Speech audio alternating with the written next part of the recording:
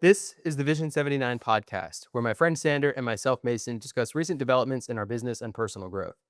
The name Vision 79 comes from our respective racing numbers. Sanders is 40, mine is 39, and we have similar ambition to progress in our business and personal growth.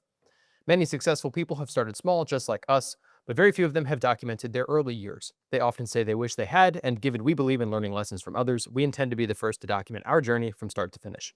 This is simply a documentary of our lives, and as such, we do not monetize these videos, so enjoy the ad-free content. Each episode is broken down into 3 segments, each covering our progress over the past week. We start by discussing our life updates, then our business updates, and lastly, we share any lessons we've learned over the past week. We have timestamps in the description to navigate these sections easily. Today is May 24th, 2026, and we're recording episode 108. So, what do you have for your life update this week? Life this week. So I was working at Blue Origin, doing some testing work and stuff like that. And then tomorrow I have the day off from Blue Origin, which is nice. Me too. It's one of the holidays that Norfolk Oh, recognizes. nice. Wow. Yeah. Cool. But yeah, was working there, working through test stuff and different issues that we run into and whatever, helping out as I can. The BMW ABS module did come back, but it did not fix the car. So the pre-charge pump is out on the car. So that was half the issue. They're sourcing a pump right now. Apparently they're really pricey. How pricey is really pricey? I don't know, probably somewhere in the neighborhood of 500 to 750. Damn. Yeah, so That's just to get the ABS working? yeah, that's to get the Christmas tree out off the dashboard. Damn. ABS stuff. So that is locked up and I'm waiting for a quote on the pump. So that stuff, and then Zonda got sick this week, so I had to take him to the vet, and they gave him an antibiotic and a mild painkiller, and he's doing a lot better, seems to be. So he's a little bit more energetic every day. So it's a week-long cycle, so by Friday morning, he'll be done with that. Do they know why he got sick? Like, is there No, cause? they did x-rays. They did a blood test, which I'll get the results of the blood test on Tuesday. Hopefully it comes back good. Got No it. problems. So that I'm still waiting on. Hopefully it goes really well. And then, but they didn't find anything. It's just like, Right. he did have a fever. So, Me too. I've had fevers. yes. They'd actually, so I learned, have you heard about how Kyle Busch died? No, I didn't research into. When I looked at it, it was still Fresh. unconfirmed. They started by not telling anyone, but the family, I think, announced yesterday that he had pneumonia and that turned into sepsis. And he didn't know he had sepsis. Oh, no shit. Yeah, so he was driving. He won a race last weekend sick with pneumonia. And Yeah, I remember that. there's a radio call that he made at the end of the race, which was like, get the doctor to my trailer after the race. I need another shot. Presumably that's like some type of shot to make you feel like Yeah, energetic. some adrenaline bump or something. Yeah, something to push through Yeah. the sickness. But yeah, I mean sepsis, you don't always know you have sepsis until it's too late. Even if you know that you have sepsis. My uncle had surgery a while ago and he got sepsis and it was like a fucking 8-month recovery process of like Oh, you're wow. in the hospital for like 6 of the 8 months and like it's a big deal. Yeah. Wow. So unfortunately I think that's what happened to him. He just didn't know that he had it. So he just Oh, dropped. man. Yeah. Wow. Yep. Yeah. That was sad. Yeah. Kyle Busch Yeah. died this week. That's about it for life though. Cool. That's about what I got. Cool. What do you have for life this week? That was a quick one, man. I gotta try to Yeah, drag it out. I know. My life update is also not super long, actually. But It's fine. oh my god, all my tabs just closed. There we go. So we started off by taking a trip to West Palm Beach yesterday. Yeah, Mason went to see Palm Beach Pete and he didn't fucking invite me. Can you believe Yeah. that? Well, at first I was like, I've had a busy week, lots going on, and so Grace had asked me a few weeks ago, to do. We have a holiday that we celebrate because there's no holidays between like Christmas and 4th of July. There's like nothing there, right? So you created one? Yeah, and both our holidays are in the fall. Christmas is in the winter, right? But there's no holidays for that celebrate like sex. And so we created our own sex holiday in May. So usually we like take the day off and then we go like buy like toys or whatever, go to the strip club or something like that. And And then this year, I guess, I forget we had talked about it, but she was like, she really wants to go like spend time in West Palm Beach. We drove through a few weeks ago and we drove through this really nice area and she was like, I want to go hang out there. And so I was like, okay. And so I had forgotten that I had signed up to this. And so I came over to help you move stuff at the bay. Oh, yeah. And the Palm Beach trip was the next day. Mm. And so I got home and I checked my calendar and she's got the calendar stacked up with like all this stuff. We leave at like 10 a.m. And I was like, oh, because it was like 3 by the time I got into bed. Yeah. And I was like, okay. And so we drove down there. We went to some really terrible restaurants and some really cool restaurants. There's one called Italy, like Eats Italy, that had really popular reviews. We went, it was terrible. People have terrible taste. But Grace found a more niche restaurant to go to for dinner that was like really good. Yeah, I wish I'd thought of recommending you a place. There's this place called Woods. It's like named after Tiger Woods. It's just like but it's like a really classy sit down style American restaurant, like really classy. And they have really banger food. I think Really we'll be good. going back because we were there Memorial Day weekend. Oh yeah, it was slammed, I'm sure. No traffic. Really? Not slammed at all. Not Huh. busy at all.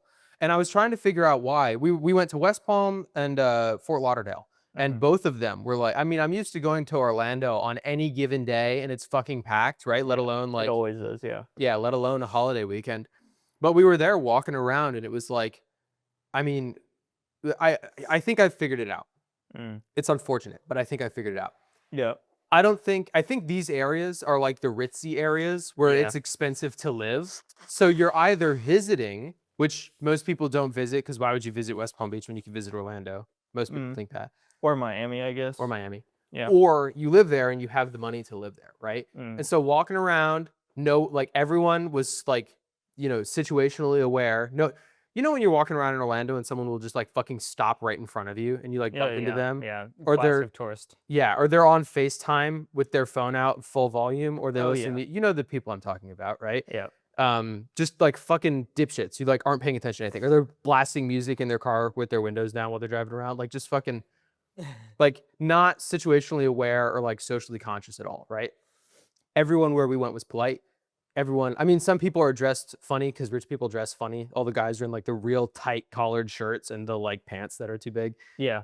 But you know, everyone was nice. Everyone was polite. So I honestly think that it's just an area that like, it's not as nice as Miami. So if you're going to vacation, you're not going to go there, but it's too expensive for like terrible, shitty people to live. Yeah.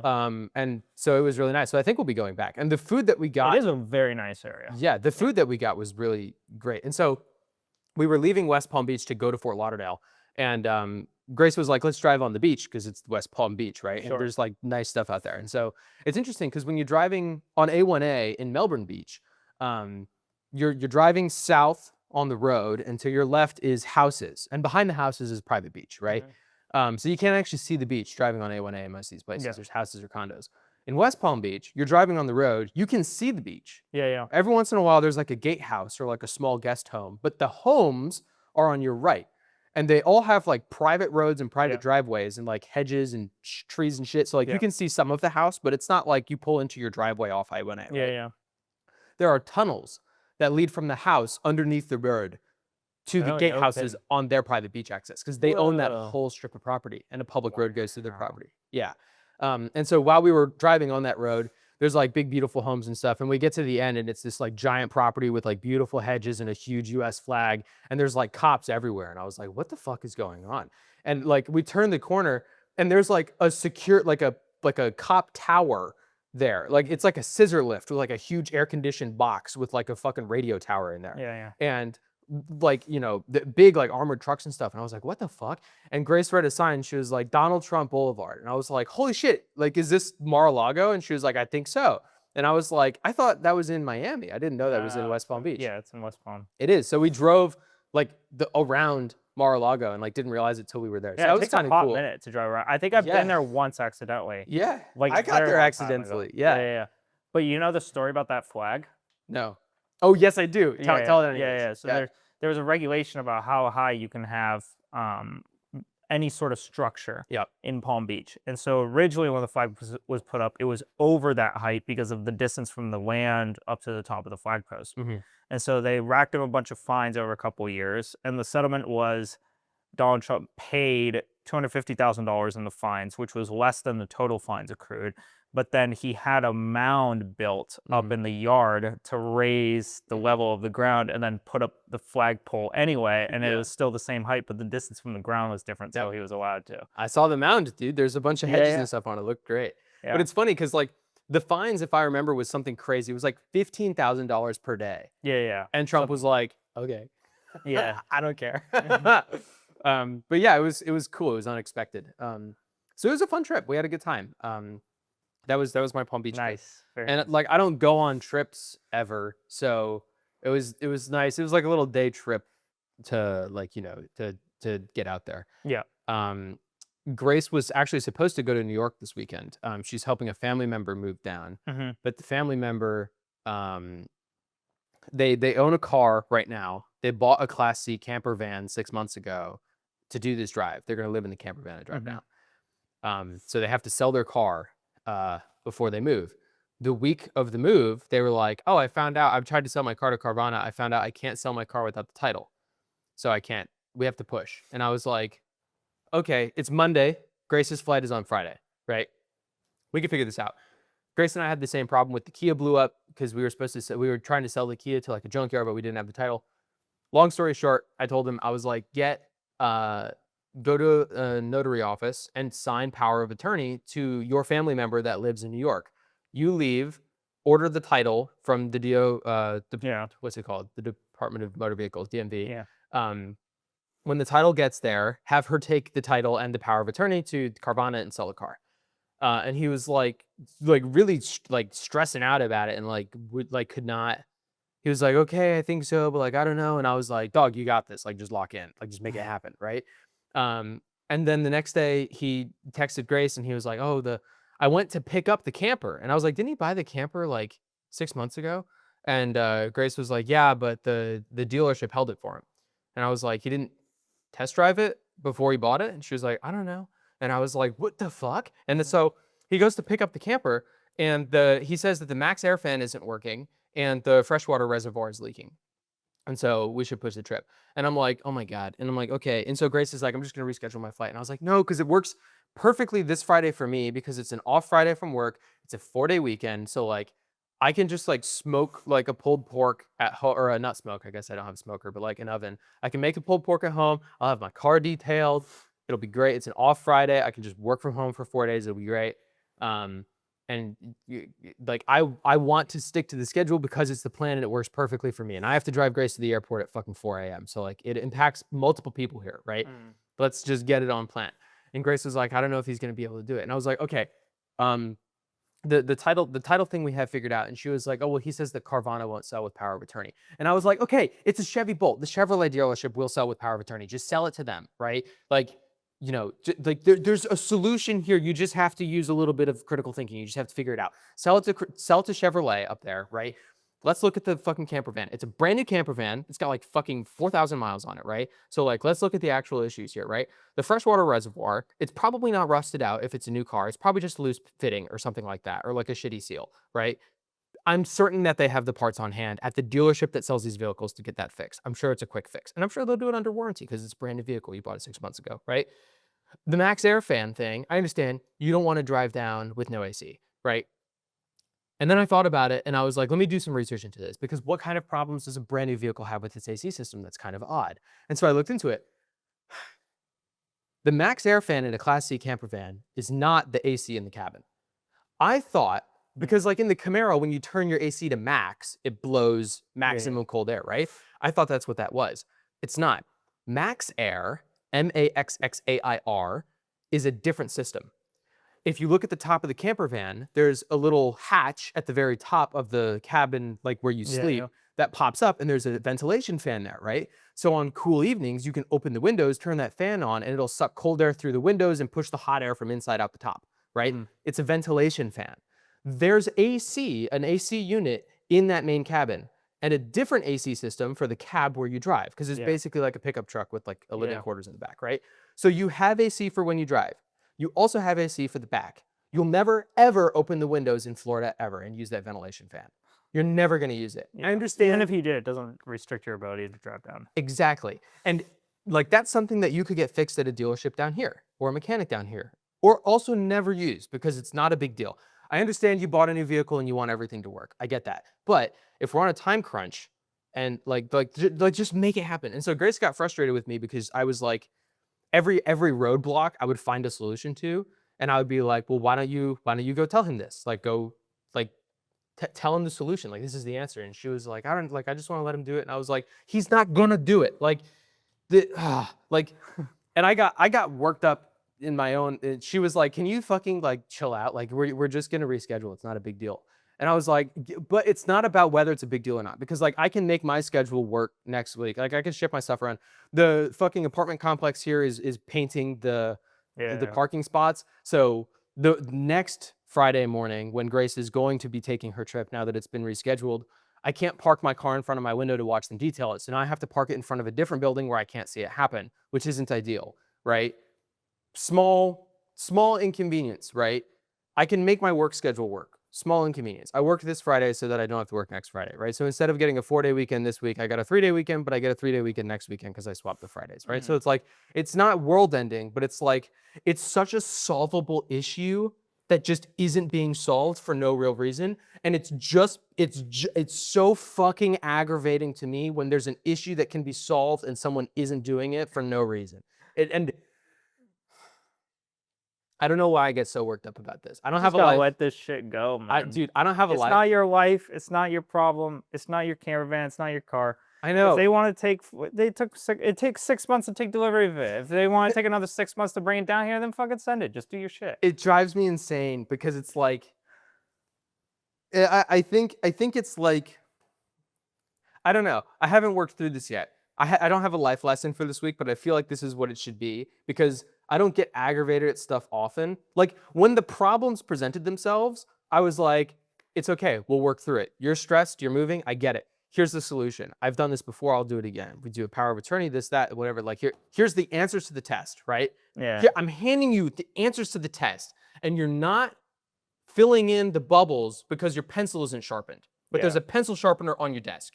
Like, yeah. What? And like I could not understand it, and it just drives me up a fucking. I mean, I used to do that. Like, I used to try to help in that way, and I still do. But the thing I've done differently that's helped me is like when I try to help, and I try to lay out like a clear set of options, and then there's no action, right? I try one more time, and then if there's no action, and I get asked again about the same set of issues, I say, I've already told you twice, 2 different options. You haven't taken action on either.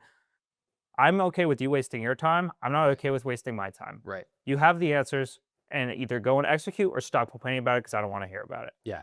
And it's like that's how I even like I've even addressed that like style with Sammy before, and like she's been like, oh shit.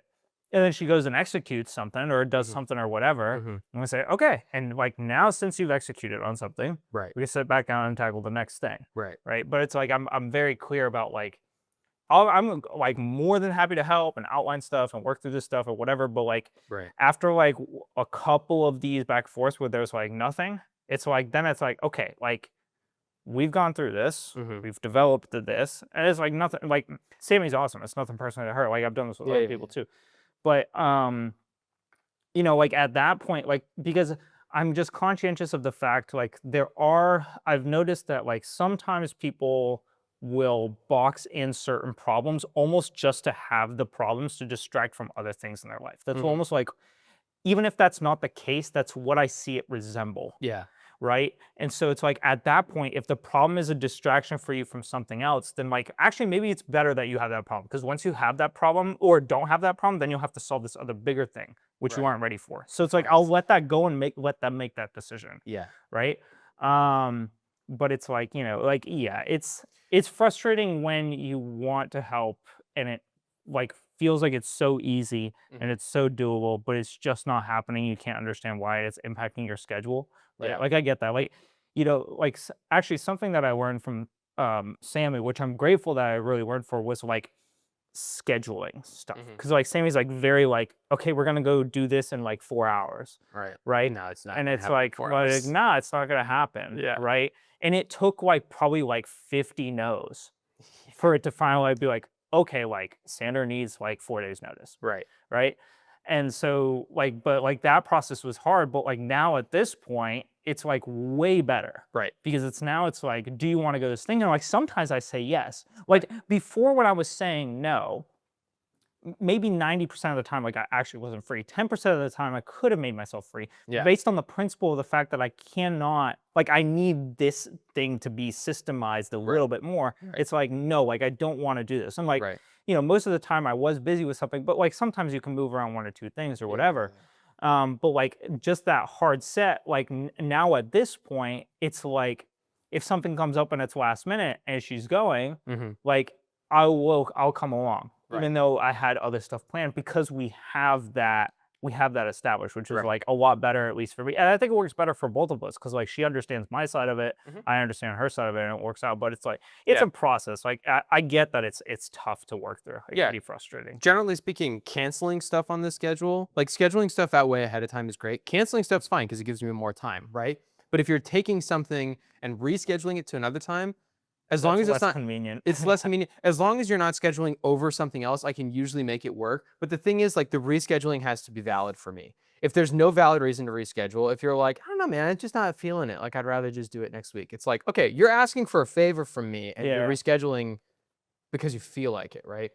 Yeah. Drives me nuts. But it does give me a new appreciation for like, I really think that there's people in this world who, when like just even the most minute, like, there's people in the world who fucking make it happen, right? There's people in the world who like will fight tooth and nail to just make crazy shit happen, right? Like take the car to comp, right? Yeah. And then there's people that just don't. There's people that like just can't do it. And for no real reason other than like they just won't try, right? And what I realized in this particular situation is this is something as minor and as not impact. The person moving down has no problem delaying a week. They're selling their house. So like I don't even know how they're gonna live for this week, right?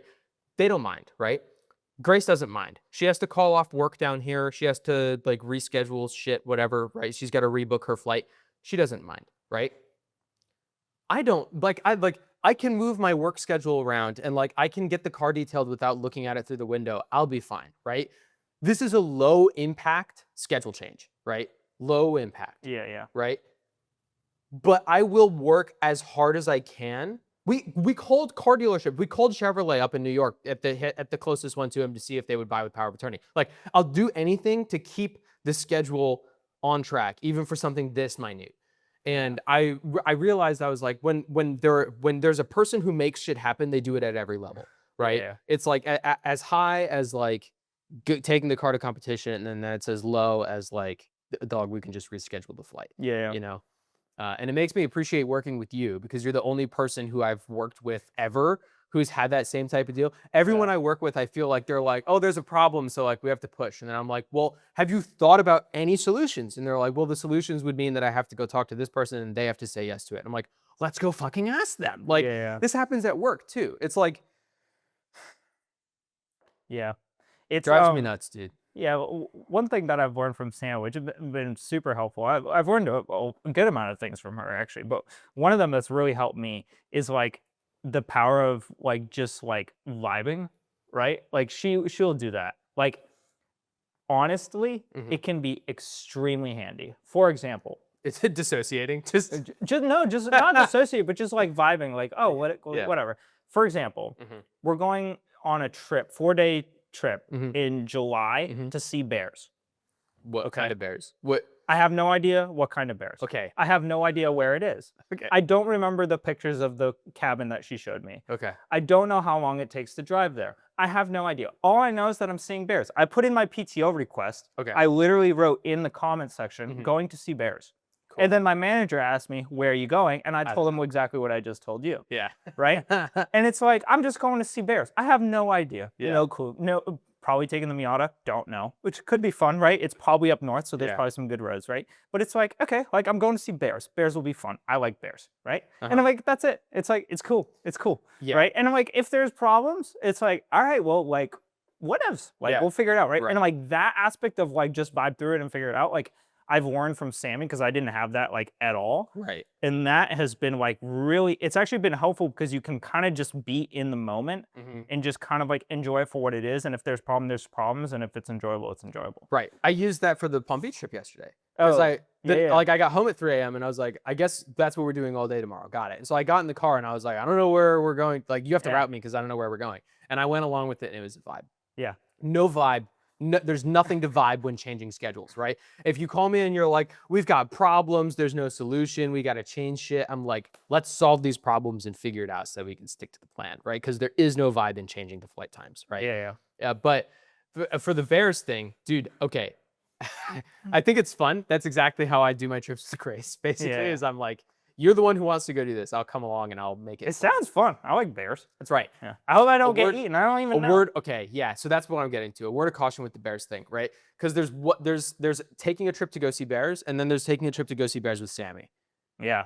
and they're different things. I think that actually she doesn't have Does she- too much like protective senses when it comes to wild adventures, but I think with like large animals, she's actually Okay. decent. Okay, Yeah. Bears to me, personally, the single animal I'm most afraid of on this planet is grizzly bears.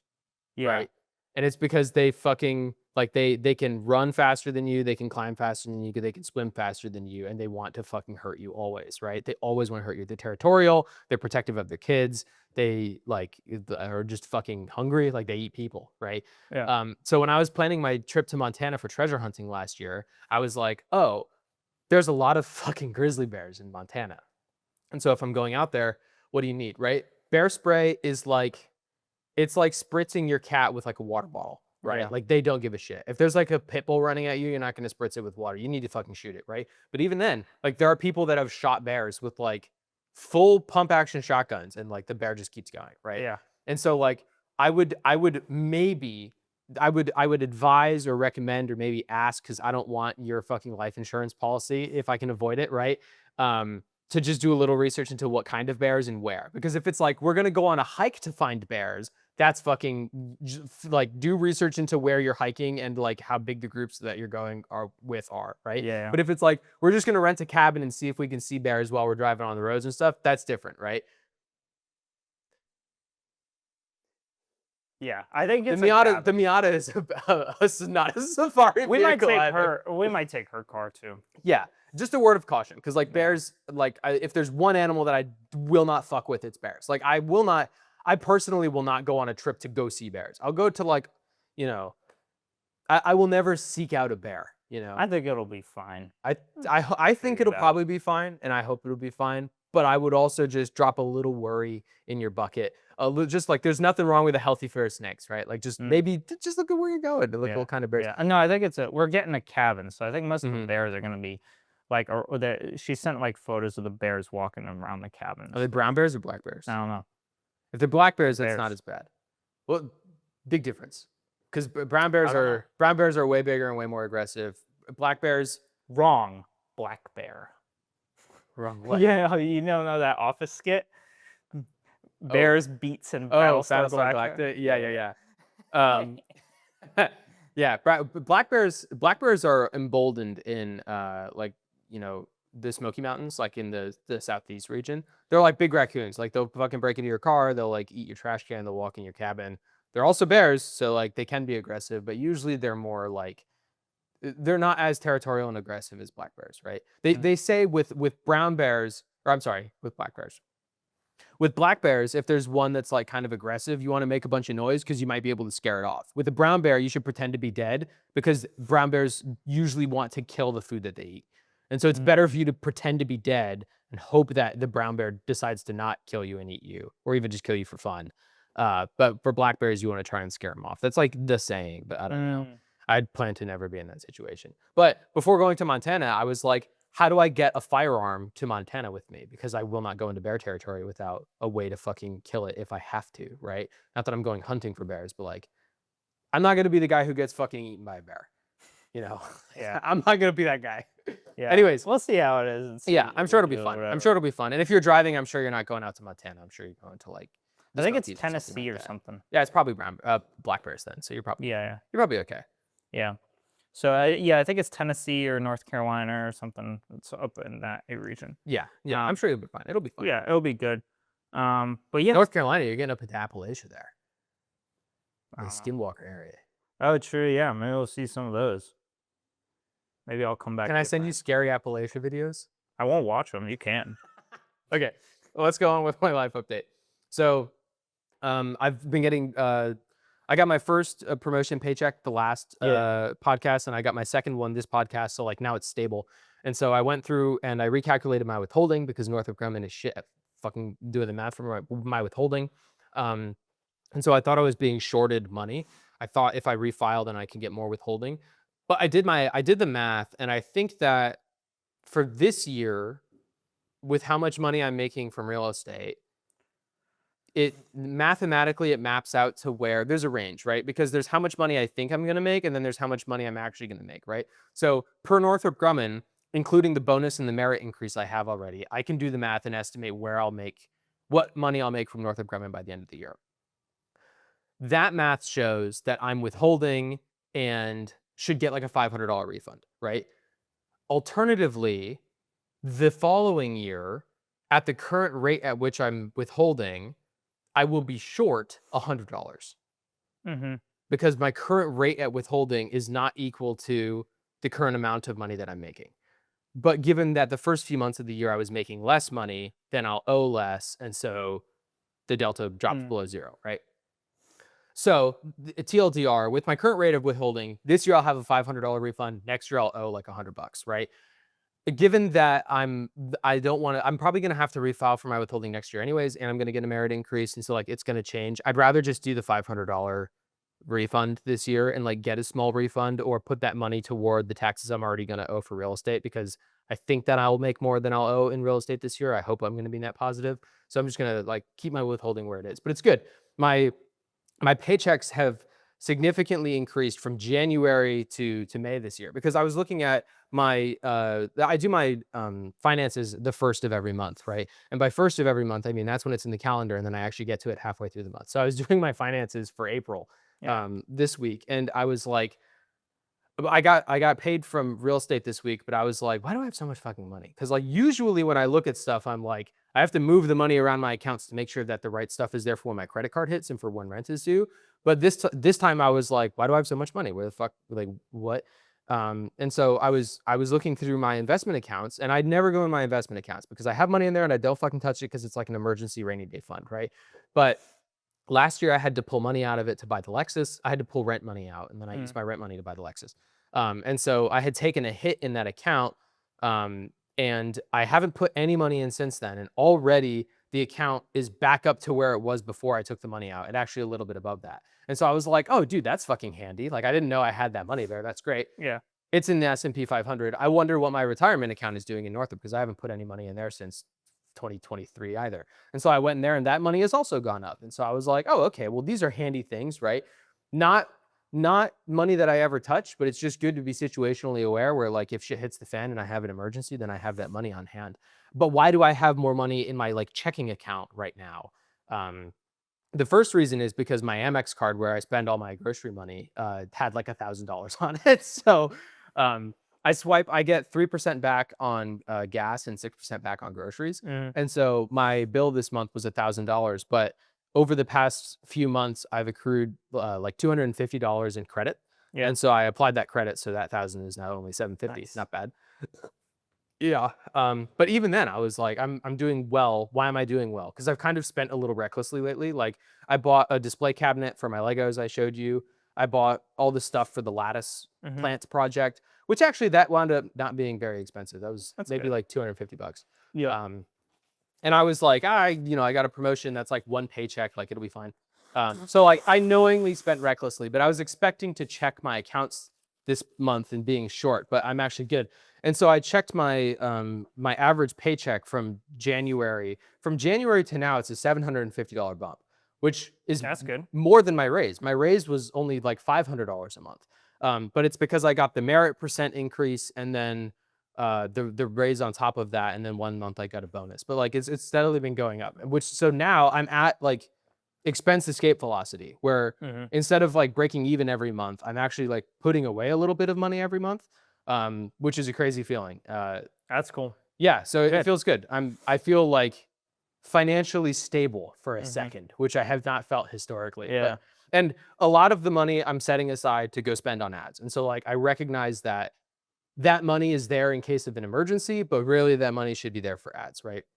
But even taking that money out, still the income versus the rate of expenditures is positive. Mhm. So I still feel good.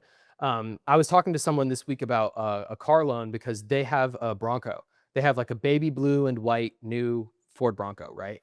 And they're thinking about buying a property. And so I was talking to them about talking to a lender, and they were like, "Yeah, I owe money on my Bronco, so that might impact me." And I was like, "Yeah, probably." And he was like, "I'm underwater on it." And I was like, "Oh, that will hurt you with a lender. How underwater are you?" And he was like, "Well, I bought the car, clean Carfax. I still owe like 20 grand on it, but they updated the Carfax 3 months after I bought it, and it has a crash damage on the Carfax. And so it's only valued at like $10,000. So I'm $10,000 underwater on it."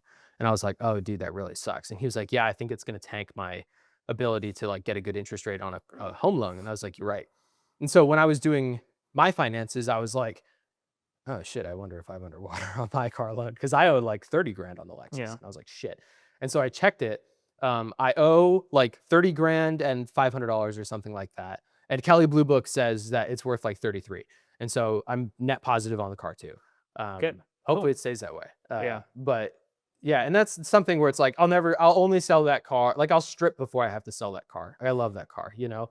So it's something that I hope I never have to do. But it's good to like just know that I'm secure. In February was my tightest month ever, I think. Mm. Where I had like after paying rent, I had like $300 to make it to my next paycheck. So like big turnaround from February to May, I guess. But anyways, my last life update here is that Formula One, the FIA have made changes to the regulations.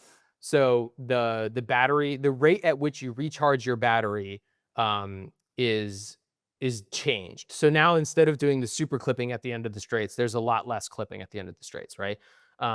How much battery you can deploy every lap has changed as well. So it's less dependent on like push to pass, and it's more like you expend it gradually throughout the lap. So it's starting to feel more like real Formula One again. That's good.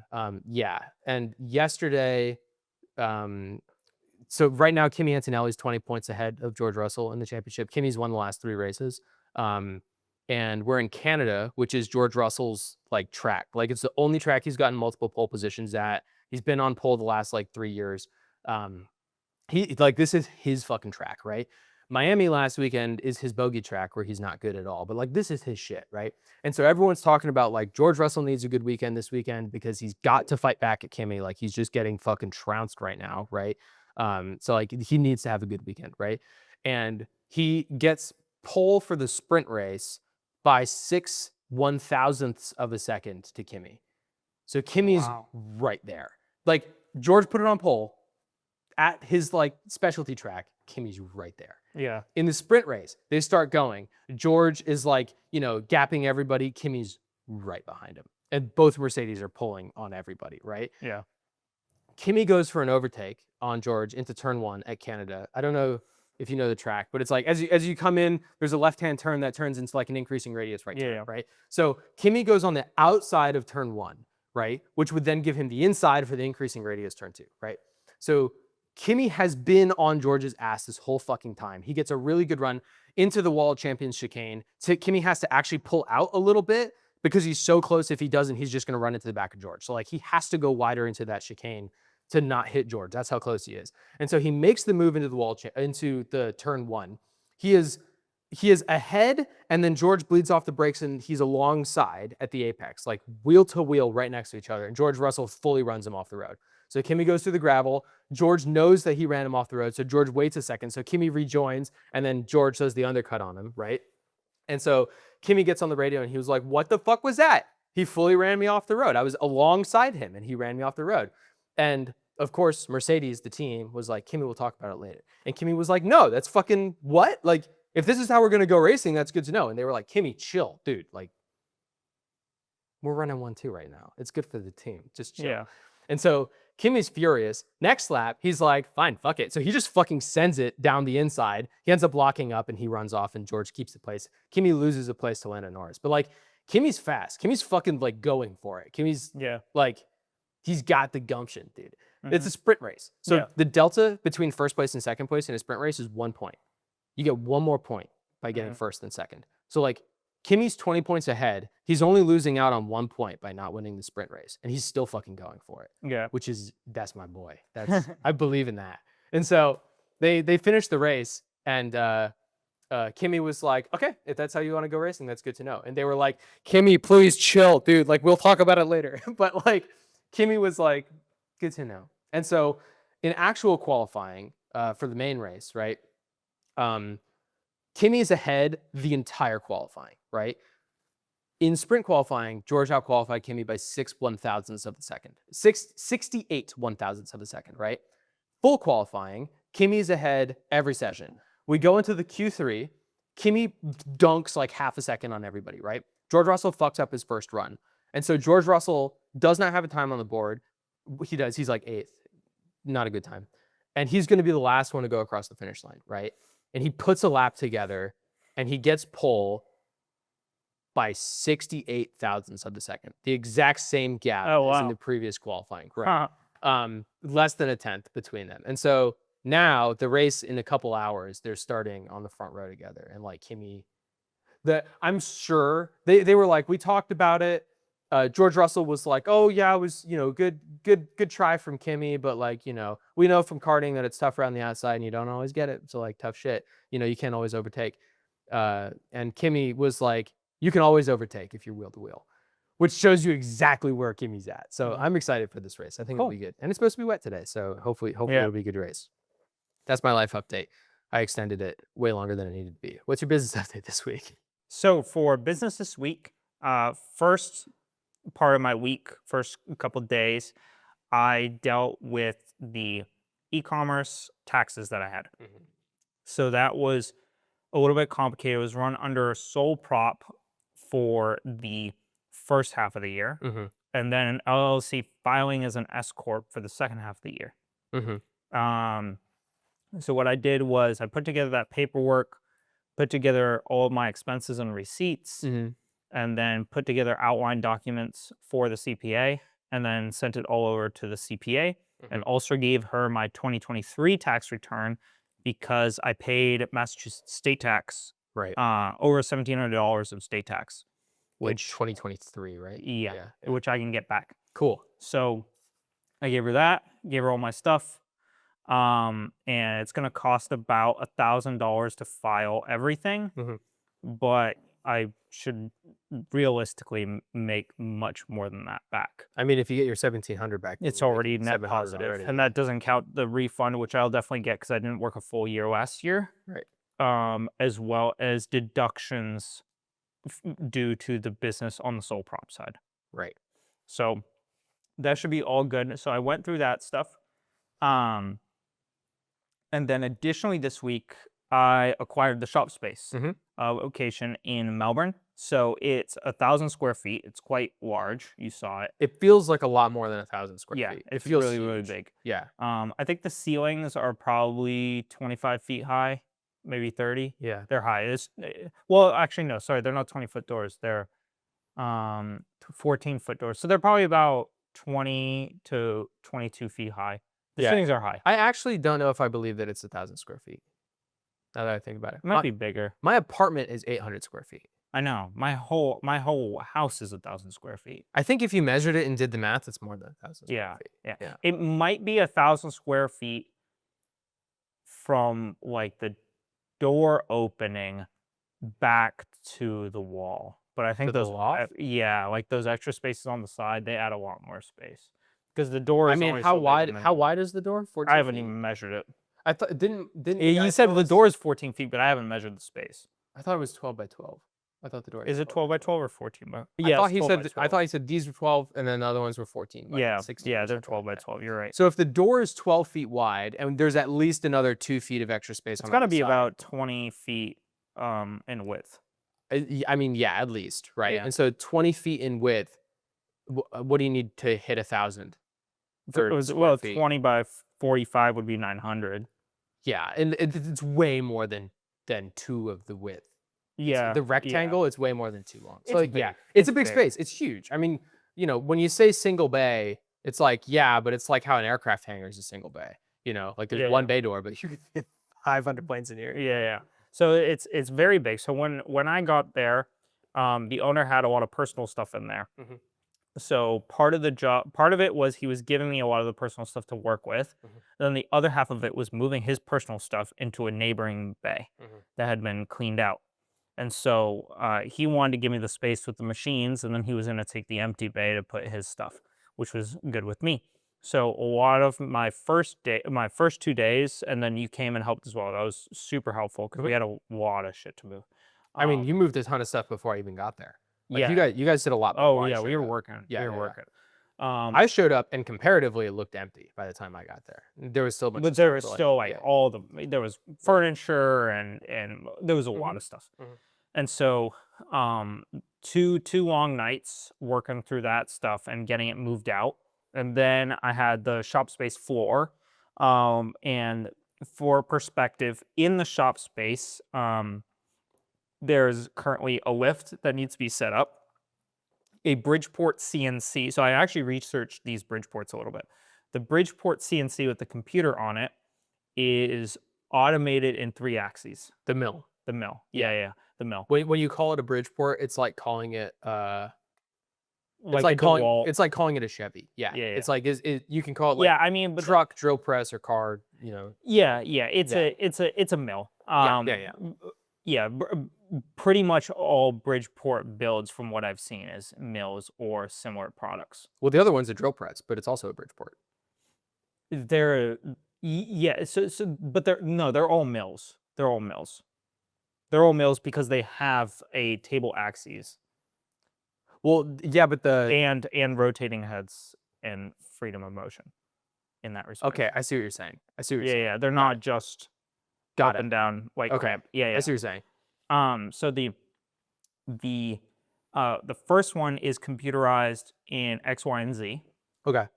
but it doesn't have freedom of motion angularly. So you don't have tilt of the head this way, you don't have tilt of the head this way, Right. and then you don't have this way, and this way. You don't have rotation of the head that way. It's Right. it's just up and down. Yeah, it's just up, down, left, right. Yep.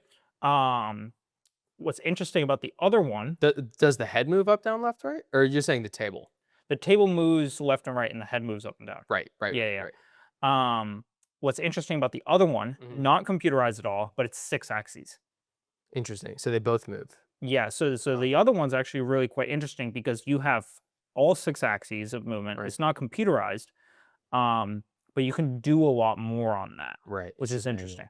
Yeah. Huh. So there's 2 of those in there, 2 of those mills, and then there's a lathe in there. All these machines are relatively old. I think that the 6 axes mill is from the 60s. Old stuff works Yeah. really well. The computerized one is from the 90s, and then the lathe, he told me, is from the 40s. So really quite old. But the thing is with this old equipment, and I saw this with like a lot of machine shops I've been to, and also my grandfather does woodworking, and he talks about how like the old stuff is built so much better than even the highest quality new stuff that a lot of people still use the old stuff. Yeah. It's like blenders. Yeah.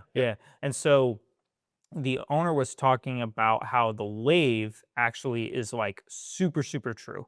Like if you can get that like oiled up and greased up and working properly, I think I'm gonna do a belt change on it. But that mill is like very, very true. Cool. And so there was a lathe in there, the 2 mills, a bandsaw, an air compressor, and this air compressor, he fired it up for me yesterday. It's like, dude, it looks nice. Insane. It looks nice. It's a bogey air compressor. I wasn't even familiar with it. I don't know that. But it's built to run continuously. So it doesn't. So so it has, when I turned it on, he turned it on and off for me. It actually has a priming cycle where it goes through a priming cycle before it starts to build pressure. Okay. And then it has built-in filter systems with solenoid valves Mhm. that then go to a larger 55-gallon auxiliary tank. Right. And so all those together, it'll actually, and then you can set all your pressure, like your stabilizer pressure. I don't even know all the features of it yet, but then there's also different like pulses that you can modulate in, Hmm. like different types of like conditions that you can set for it to Mhm. maintain. It's very interesting. So I have to research that. But the thing is that it's meant to just be powered on 24/7 and running, Interesting. and then it will just maintain itself. Huh. So it's different than other compressors that are just like on Yeah. off Right. based on pressure thresholds. Like this thing is meant to like keep a certain pressure 24/7, Right. which is really cool. So it's a very nice unit. Is it loud when it's running? It's oh, that's the other thing. I'm glad you mentioned it. It is dead quiet. It's That's crazy. almost silent. That's crazy. Yeah, it's like we could have this conversation standing with the Right in front of compressor it. right here. You know, you could have one of my favorite things that I really wanted in the fast station was air hookups for pneumatic tools and like spray guns everywhere. You Yeah. could route hoses down either side of the bay and have air hookups to like clean off like surfaces or like hook up to pneumatic tools and Yeah. stuff. Like I have think I'm air just gonna hookups run. everywhere. I'm gonna tee off the main, and then I'll probably have maybe a 3. So I have one back there, and then Mhm. hoses coming up the sides. Yeah. Or Yeah. one hose coming up the side, You whatever. could do some really cool stuff with that setup, especially if it's continuously running. Yeah, yeah, yeah. Does it have a water trap or do you have to drain it out the auxiliary tank? So I think it has a water trap, and there's also a drain on the bottom. But he said you could even delete it. Interesting. Which leads me to I have to research it more. I haven't Yeah. done a lot of research on it. Dude, the big ass compressor we used at Dutchy Enterprises, every morning you would have to go, you turn Yeah. it on, you fucking drain all the water out of it, right? And like it would piss water for like Yeah, 10, that's 15 how seconds. Autobahn the back hookup was. Yeah, yeah. I spent so much time trying to get that thing cleaned out. It just it would always Yeah. pull with water. Yeah. I got it to a point where when I did it every day, Mhm. it was pretty good, Mhm. but it would still get humid. Yeah. In that back line, the other line was pretty good because the other line was routed differently through the ground. And Okay. so I think the lower line had a lot of that's what had a lot of the water problems. Yeah. Um, but so it's got that in there, and then it's got some shelving as well as a really big shelf.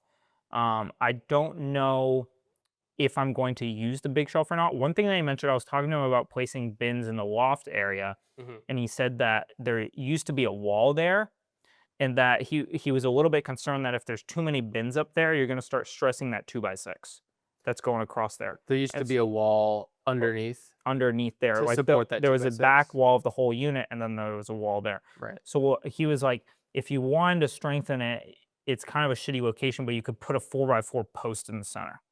Yeah. So I think that's what I'm gonna end up doing because I thought about it and I was like, yeah, it's shitty to walk around, but I don't because of the way that I ended up laying out the machines, which I really like. Mhm.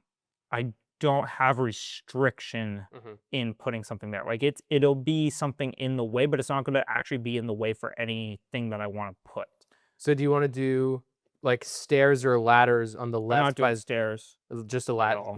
How are you going to get the bins up there? Forklift? Forklift on power. I'm gonna pallet them and Got put it. them on forklifts. Got it.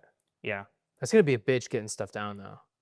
Yeah, it will. One other thing that I thought about too is I saw in the welder's unit, he actually had a small fabricated crane to pull stuff up and down. Like the pulley In system? a different unit you didn't see. Yeah, Like like a a pulley pulley system? system. Like a dumbwaiter kind of? Yeah, yeah, yeah. Yeah, that could work. So I'll figure it out Mhm. in how I want to lay it out. The stairs are gonna take up too much floor space. That's why I don't like them. Mm. But that stuff I've been working through, and then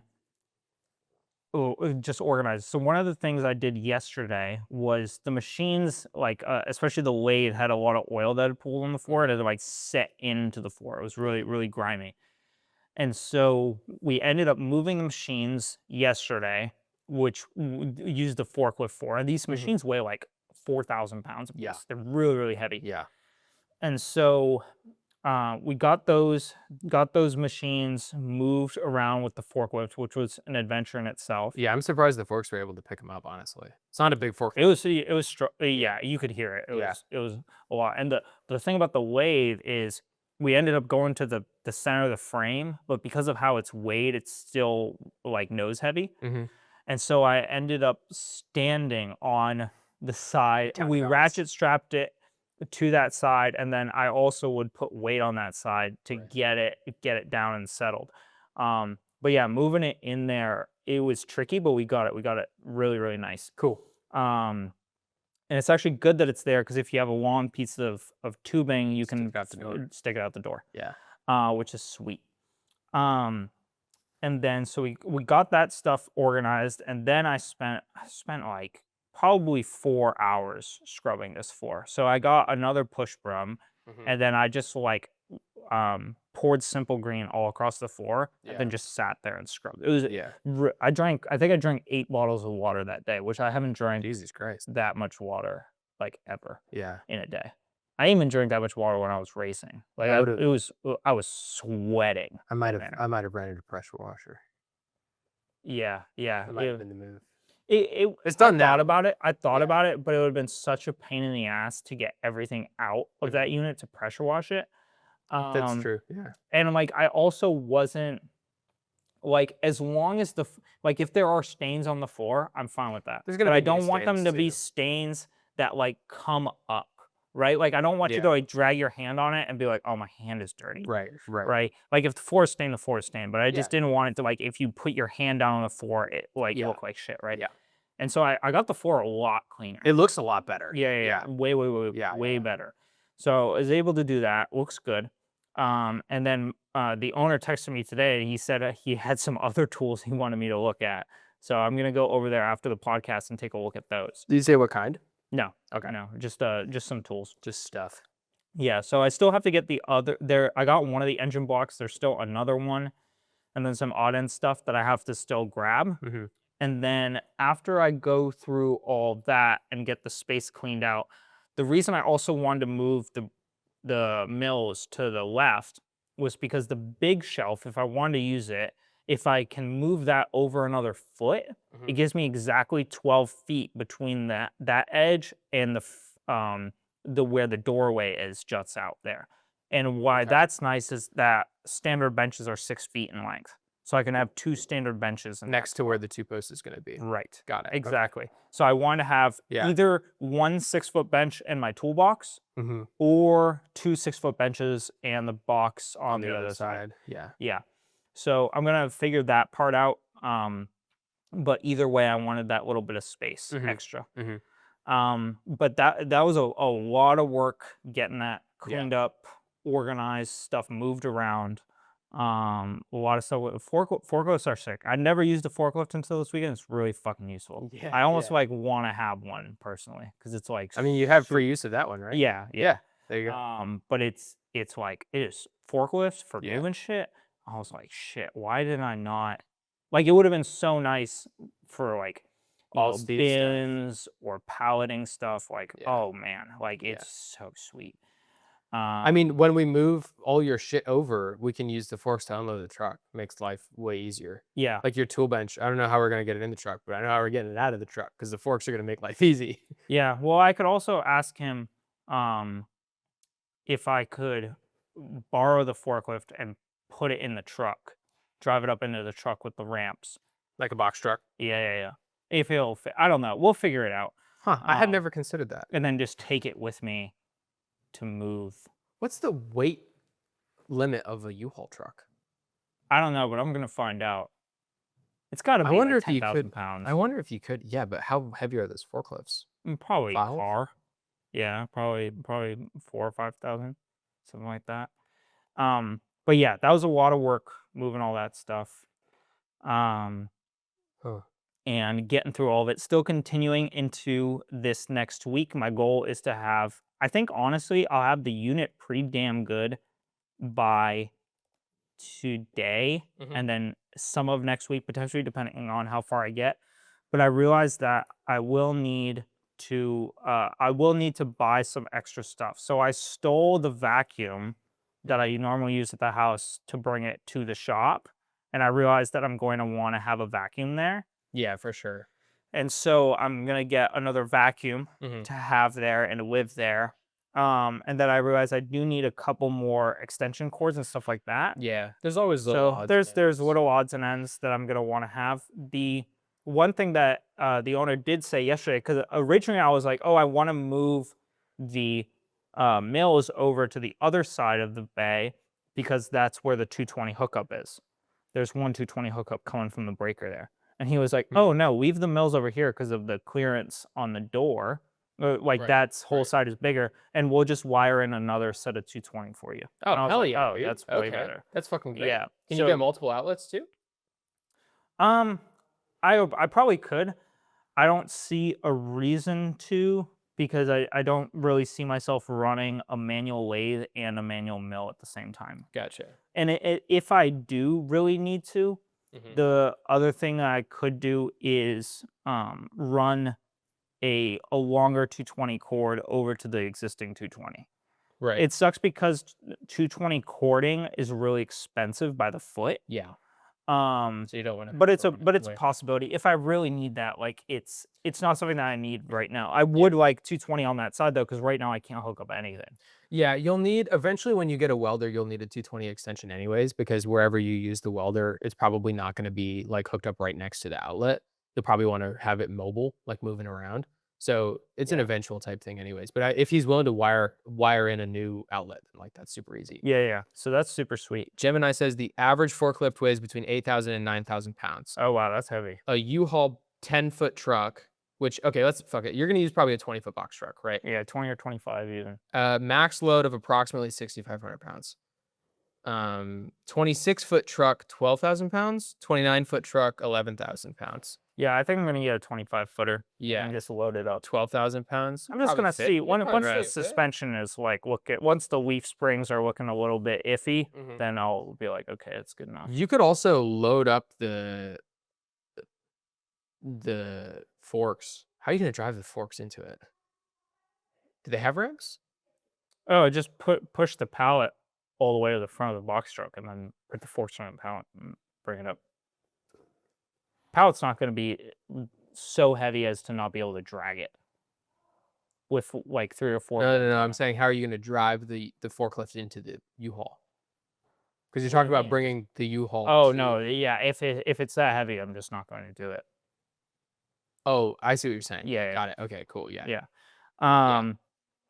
I but- mean, that's a fucking real quick Google search. So like, take it with a grain of salt. Yeah. No, that's a lot of weight. Yeah. The last thing you want to do is blow out the suspension on a U-Haul truck and then have to pay to fix it. It'd be a Yeah, fucking fuck that. nightmare. Yeah. But then additionally into that, so I contacted USPS last week. I think this was last week that I said I sent them a request to direct the package over to me, like a manual request through their portal. I had to make a fucking account with USPS, which is the last thing I wanted, because now I get all their bullshit. But I made a manual request to send it to my address. Mm-hmm. Upon that request, they decided to try to redeliver it to the incorrect New York address, which then, lo and behold, failed. Who would have guessed, right? So super convenient. This is why I wasn't going to say this last week because I still had hope. This is why the USPS is under. This is the like this. I have never had this with UPS or FedEx. Never, ever. And I've had issues with UPS or FedEx with delivery stuff. Never to this extent. Right. Like, always resolvable. Always easy. Mm-hmm. Like this is insanity. And I understand. Like yes, it's nice to be able to send a letter for a 40-cent stamp. I get it. But also, this is so dumb, so dumb. But you know what though? When I was doing the mailers a while ago, 40-cent stamps add up fucking quick. Oh like the actually stamps are like 70 cents. And like if you want to mail 500 things, it's like $300 in stamps on top of the envelopes. And stuff. Fucking like stamps could be cheaper. If you want the little cool muscle car stamps that I got, they're like $1.50. Yeah, even worse. But yeah, so I've been working on I'm still trying to get that package to him. The buyer for the bumpers said that he'd call me this week about them. So he was at a wedding last week, so we didn't chat. But he said he'd call me this week. And then that's about all the progress I have. Didn't work in the unit at all, in the storage unit at all, because I was working in the shop. But the shop is really turning out to be quite good. I think I'm Yeah. really, really happy with it overall, and I think it's going really well. So that is about what I have for business. Gonna be similar stuff coming up this week, Yeah. but I'm stoked, dude. I'm really excited for you. It's a yeah, cool space, and the owner's cool, yeah, and it seems like a very stable place to go. It's mhm, not like, oh, like we don't really know who the owner is, and like he's thinking about selling, and like rent could go up. Like it doesn't seem volatile. It seems yeah, like very stable, yeah, which is exactly the kind of place where you want to set up long term and like move all your shit in and stuff. yep, Um, and the space is huge, so like I really think you can do some cool stuff in there. Uh, yeah, yeah. I'm thinking kind of that other side wall. I want to have metalworking tools, so like English wheel, planishing hammer, power hammer, like stuff like that or for a shaping. power hammer Yeah, for for like shaping metal. metallurgy. Yeah, Okay, yeah, yeah. gotcha, Because I want to make body panels, and gotcha, I'm gonna need to shape some metal. gotcha. So, um, I've played with English wheels before and stuff like that. Mhm, It's more so that you really need to take time with it. It's mhm. not like there is a good amount of technique to it, but there's also a lot of informational stuff online. Yeah, And then in addition to that, it just like takes patience. yeah. You just gotta be patient with it, but you can make it work, and you can do some really nice stuff with it. Mhm, So that's the side I want to have that stuff on, mhm. and then with a welder back there. So that's gonna be all of like the fab is gonna be the back half. Yeah, Um, and then the front half will be like mechanical yeah. toolbox, stuff like that. Um, Shop and then service. I think if I can lay it out well enough, what I like to do is have a section that I can erect or take down. Mhm, That's all simple tubing of like a plastic enclosed, like paint clean booth room. style clean room that Mhm, I can take down as I need. mhm. To Like a tent, kind of. Yeah, like a glorified tent Yeah. for painting, like a paint booth tent. This is gonna sound. No, this is fine. There are people who, in states where it's legal to grow weed, have tents because when you grow weed, it's really important to have like the temperature and light and Yeah, humidity like it's like a super, greenhouse. yeah, really well regulated. And so a common size is 6 foot by 6 foot tents to grow. You can grow like up to like 10 plants in there, but you can get much larger tents too. But that community is really good about sourcing materials for building like clean, like very like you can regulate the humidity and stuff and everything in there Yeah, type of enclosures. So that's the first thing that comes to mind when I think of like temporary, like put it up, tear it down type clean room yeah, for its painting and stuff like that. yeah. That would be super sweet. Something that like I thought about too, which would be really nice, but it would be really hard to build. Hmm.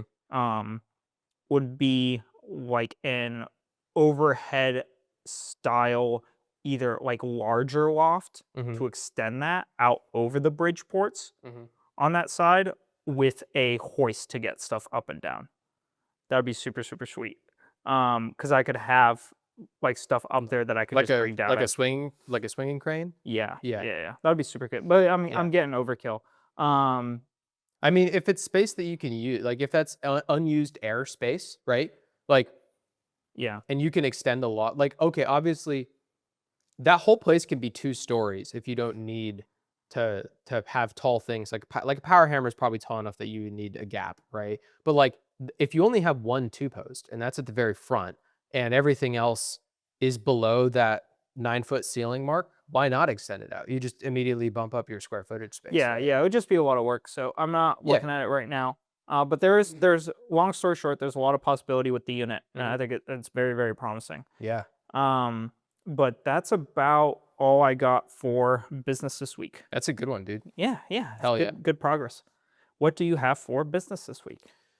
This week I had a successful week with real estate. So Cool. we were coming last week. We were coming in on closing. Closing was scheduled for the next day, Okay. and usually on closing day, there's not much that the real estate agent can do. Like you kind of show up. What closing is basically is it's the new owner sitting down with the title company who has done all the paperwork to make sure that you're the rightful legal owner and that the seller has already signed all the paperwork verifying that they're selling the property to you, right? So like as a real estate agent, you kind of just sit there and watch them sign paperwork. It's really boring and there's nothing I can do. And so I really don't get super excited for closing day because I feel like I'm useless. Like I'm here to look good, and that's not really what I like to do. I like to be of use, right? But it's tradition that you go and you like celebrate with the new owners and stuff like that, your clients. And so I was like, okay, I'm going to go. And I'm glad that we went because when we got there was actually stuff for us to be helpful with. So the owner, the whole time we had done all the paperwork in one of the spouse's name, right? Because they just wanted everything to be in their name. And then at the closing table, they were like, oh, like this is we're looking at what the deed is going to look like. We want both of our names on the deed. And we were like, okay, wait, if you want both of your names on the deed, you both have to purchase the property, meaning both of your names have to be on the contract. And they were like, well, shit, our names aren't on the contract. And I was like, we can write up an addendum and add you, spouse, as the buyer, like another buyer, and then we can have the seller sign that addendum. We just have to get everybody's signatures before we leave this room. And they were like, oh, I don't know if we can do that. And I was like, keep signing your paperwork, keep doing your stuff. Let me do my paperwork stuff and see if I can get a hold of the seller. So we did. We got the signatures. We were able to add the spouse as one of the buyers. Cool. And so we got the name on the deed the way that they wanted. And we also figured out more details on the utilities and stuff like that because the seller hadn't called to shut off the utilities to transfer ownership to the new people yet. Yeah. And so we got extra info on that. And also the buyer needed to sign paperwork from their lender that they hadn't signed yet, but they could only do it through an online portal that isn't accessible through phones. It's only accessible through computers. I was the only person with a computer, so I just let him sign into his Google on my computer and fill that stuff out. So like we were actually useful in being there, which was a good feeling. But they closed, everything went smooth. Nice. Yeah, after that, we went to the house and we got some nice photos with them, and they like, the husband like carried the wife across the threshold, which was, very sweet. And they walked us and the lender around the house and showed us the different like upgrades that they want to do and the paint they had already picked out and the flooring they had already picked out and stuff like that. And so it was a really sweet day. It was cool. Cool. Yeah, we gave all our closing gifts to them. We got one of the big Yeti coolers for the husband and wife, and then we got a bunch of smaller items for their kids. And so we got personalized items for each of the kids. And so I hope the kids enjoy those. But yeah, it's good. So that was a week ago tomorrow that we closed. And so what I'll do is tomorrow I'll follow up with them, text or call, and I'll say like, hey, it's been a week. How are things settling in? Kind of like when your waiter comes by after you take a couple bites of your food, check to make sure everything's good. And then they'll probably say everything's fine. I'll be like, okay, we offer lifetime service. If you need anything, let me know. I'll help you, even though we're not in a deal right now. Also, here's my link for a Google review because I paid the closing cost transaction fee that Blue Marlin charges. It's a $400 fee in exchange for a Google review. So I'm just going to politely remind them, like, this is where you can do the Google review, right? But the day that we closed, the listing agent, who I fucking never heard from because he's a flat fee agent, updated it in the MLS. And then that update perforated through like Zillow and Realtor.com and stuff like that. So now that sale is already updated in all of those portfolios, which is cool. I personally track my own performance metrics, which is what I'm pulling up now. Tools and resources, our performance.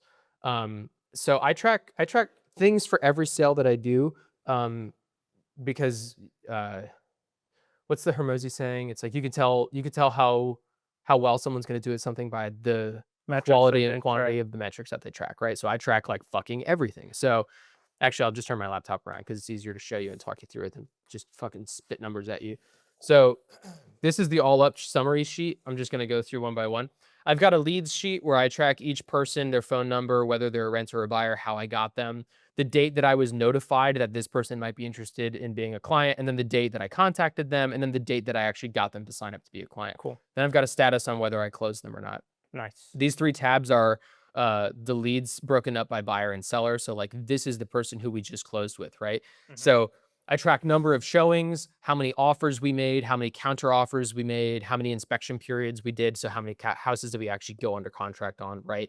How long the inspection period was.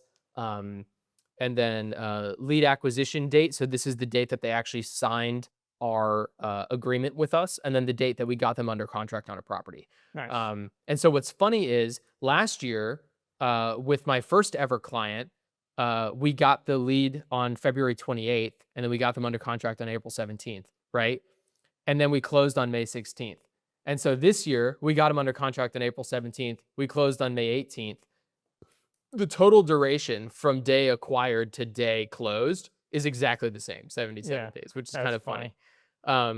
Then we've got how long the house was on the market, what the sale price was, what the average market value ratio was. The average market value ratio is a metric that what I'm trying to do with the market value ratio performance metrics is to say, did we get our clients a good deal on the house or not, right? Yeah.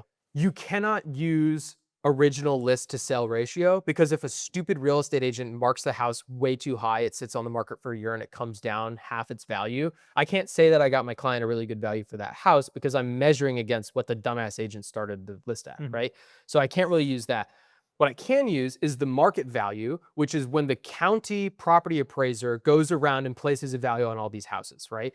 And so the average market value ratio is on average in an area, what are houses selling for versus what the county values your property at, right?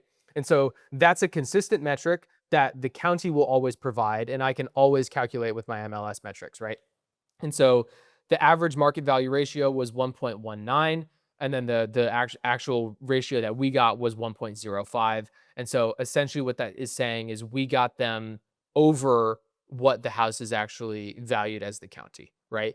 I'm sorry, it's under what the average Yeah. is, which means that we got them a better deal than what most people are getting. Most people are selling for over 1.19% of what the county values it at, and we got it for them at 1.05, meaning they paid less than most people are paying, which means we got our clients a good deal. Yeah. Track.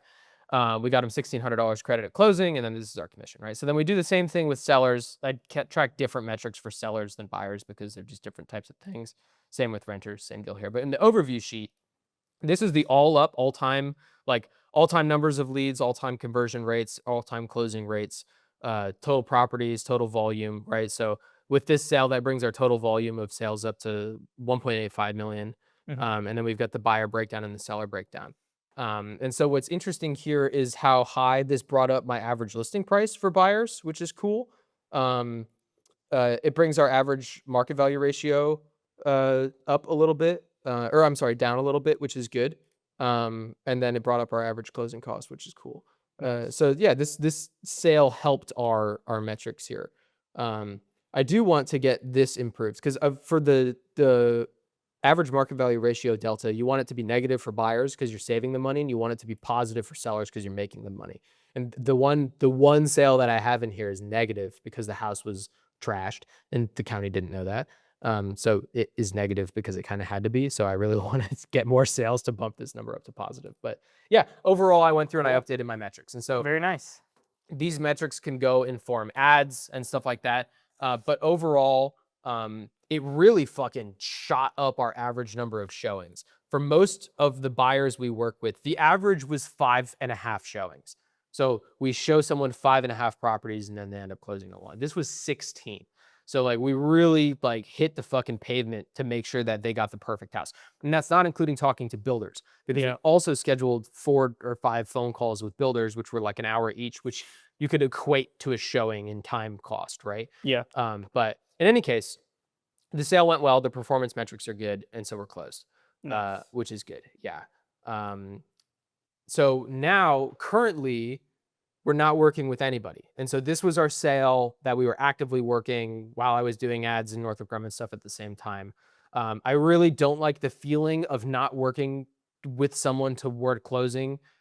I don't like the feeling of not having anything going on, right? Like I want something to go on. And so like the day we closed, I was like, okay, I've got to go find someone else right now because I'm going to lose my fucking mind if I write ads for 2 months and like take forever to film it because I know how I work. And then like the ads don't work and we don't have any leads, right? Like we got to be making money while this happens, right? And so I was talking to someone from Northrop Grumman a few weeks ago, and he was like, "Oh, I've got a buddy who's looking at buying a house."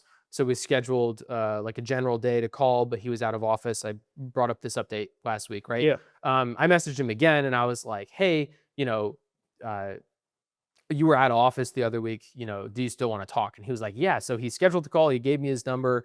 And so we scheduled the call and we called him. He is currently renting and he's looking at buying his first home. And so he wants something that needs a little bit of work that he can put sweat equity into and then eventually flip it into a bigger home in like a year or two. And so he gave us his criteria. We said, cool, he's owned a home before in a previous state, so he's familiar with the process. So we put together a list of properties, sent it to him.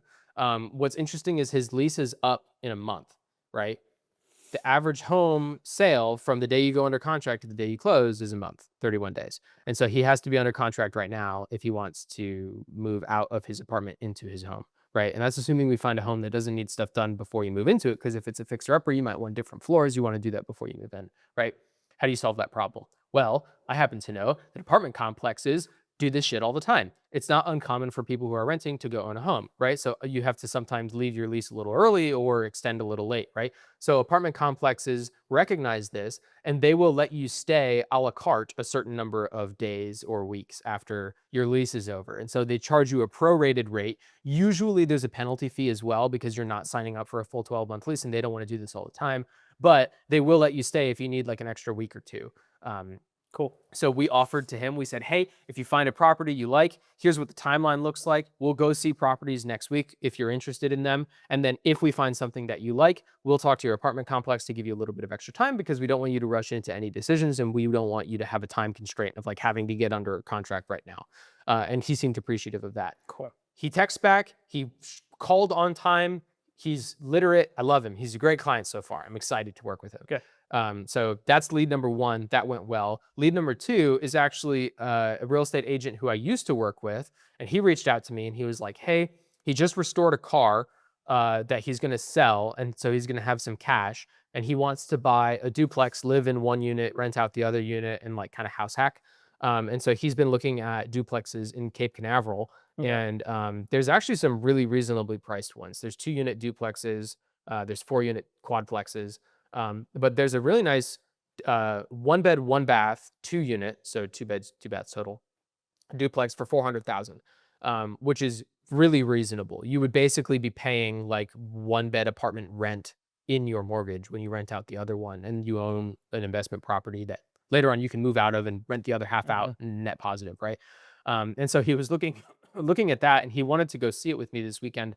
But I did some digging, and the agent is renting out the 2nd unit. So he wouldn't be able to live in one of the units. So that's disqualified. I found another one for $410,000, so only $10,000 more, but it's a duplex that's 2-bed, 1-bath in each unit. And so I said, this would be a much better one. And do you want to go see that? And he was like, yes, I'd be interested in going and seeing that. And I was like, awesome. Go talk to our lender. You're familiar. You're a real estate agent. Go talk to our lender, see what you can actually borrow, and then let's go see the house or duplex. And he was like, okay. So he's calling his lender this week, and he's going to actually do an application and see how much money he can borrow. Cool.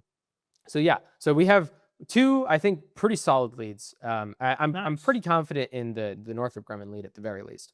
So yeah, that's good. So on my list for this week, lead wise, is get the Google review from the people we just closed with, follow up with the guy and see if he wants to schedule any showings for next weekend. And then I might do a little bit of work in lead gen to get another prospect while I'm doing ads. I don't know. I haven't thought about it yet. But my actual ad generation is what I spent most of my time doing this week. So last week I was halfway through prompt 5. I finished prompt 5. Prompt 5 was really solid. That's the one where it gives you all your different avatars and sub avatars.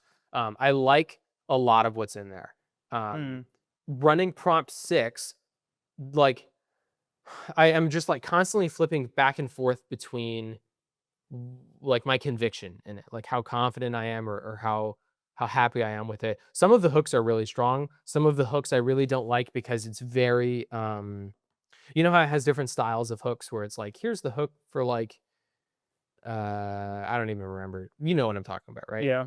Some of the hooks are very like competitive or comparative where it's like your real estate agent doesn't pick up the phone, but I do. And it's like, I don't know if I want to hit it from that angle. I don't want to compare myself in that angle. So some of the hooks need work, but some of the hooks are really good. The bodies feel really long. And so I think I have to trim those down a little bit. While I was kind of getting the feel for what these ads kind of look like, my 3 avatars that Claude recommended is a first-time seller, which is exactly the avatar that I want to use. The second one is a buyer or seller who is in analysis paralysis and they're just not sure what to do, which I'm fine with because I'm open to working with buyers too. And then the third one is an out-of-state buyer who's moving here because they just got an engineering job, right? And you run the first 2 weeks as a test campaign to see which avatar converts best, and then you reallocate money into the one that works best, right? The out-of-state one, I'm open to running ads on, but my conviction level is low because I want to run my ads to people in Brevard. And to get people who are moving to Brevard, I have to open that up to nationwide, right? Yep. And the tough thing about working with people out of state is that you have to do like remote showings, or they have to fly in and you have a narrow window of opportunity to do the showings.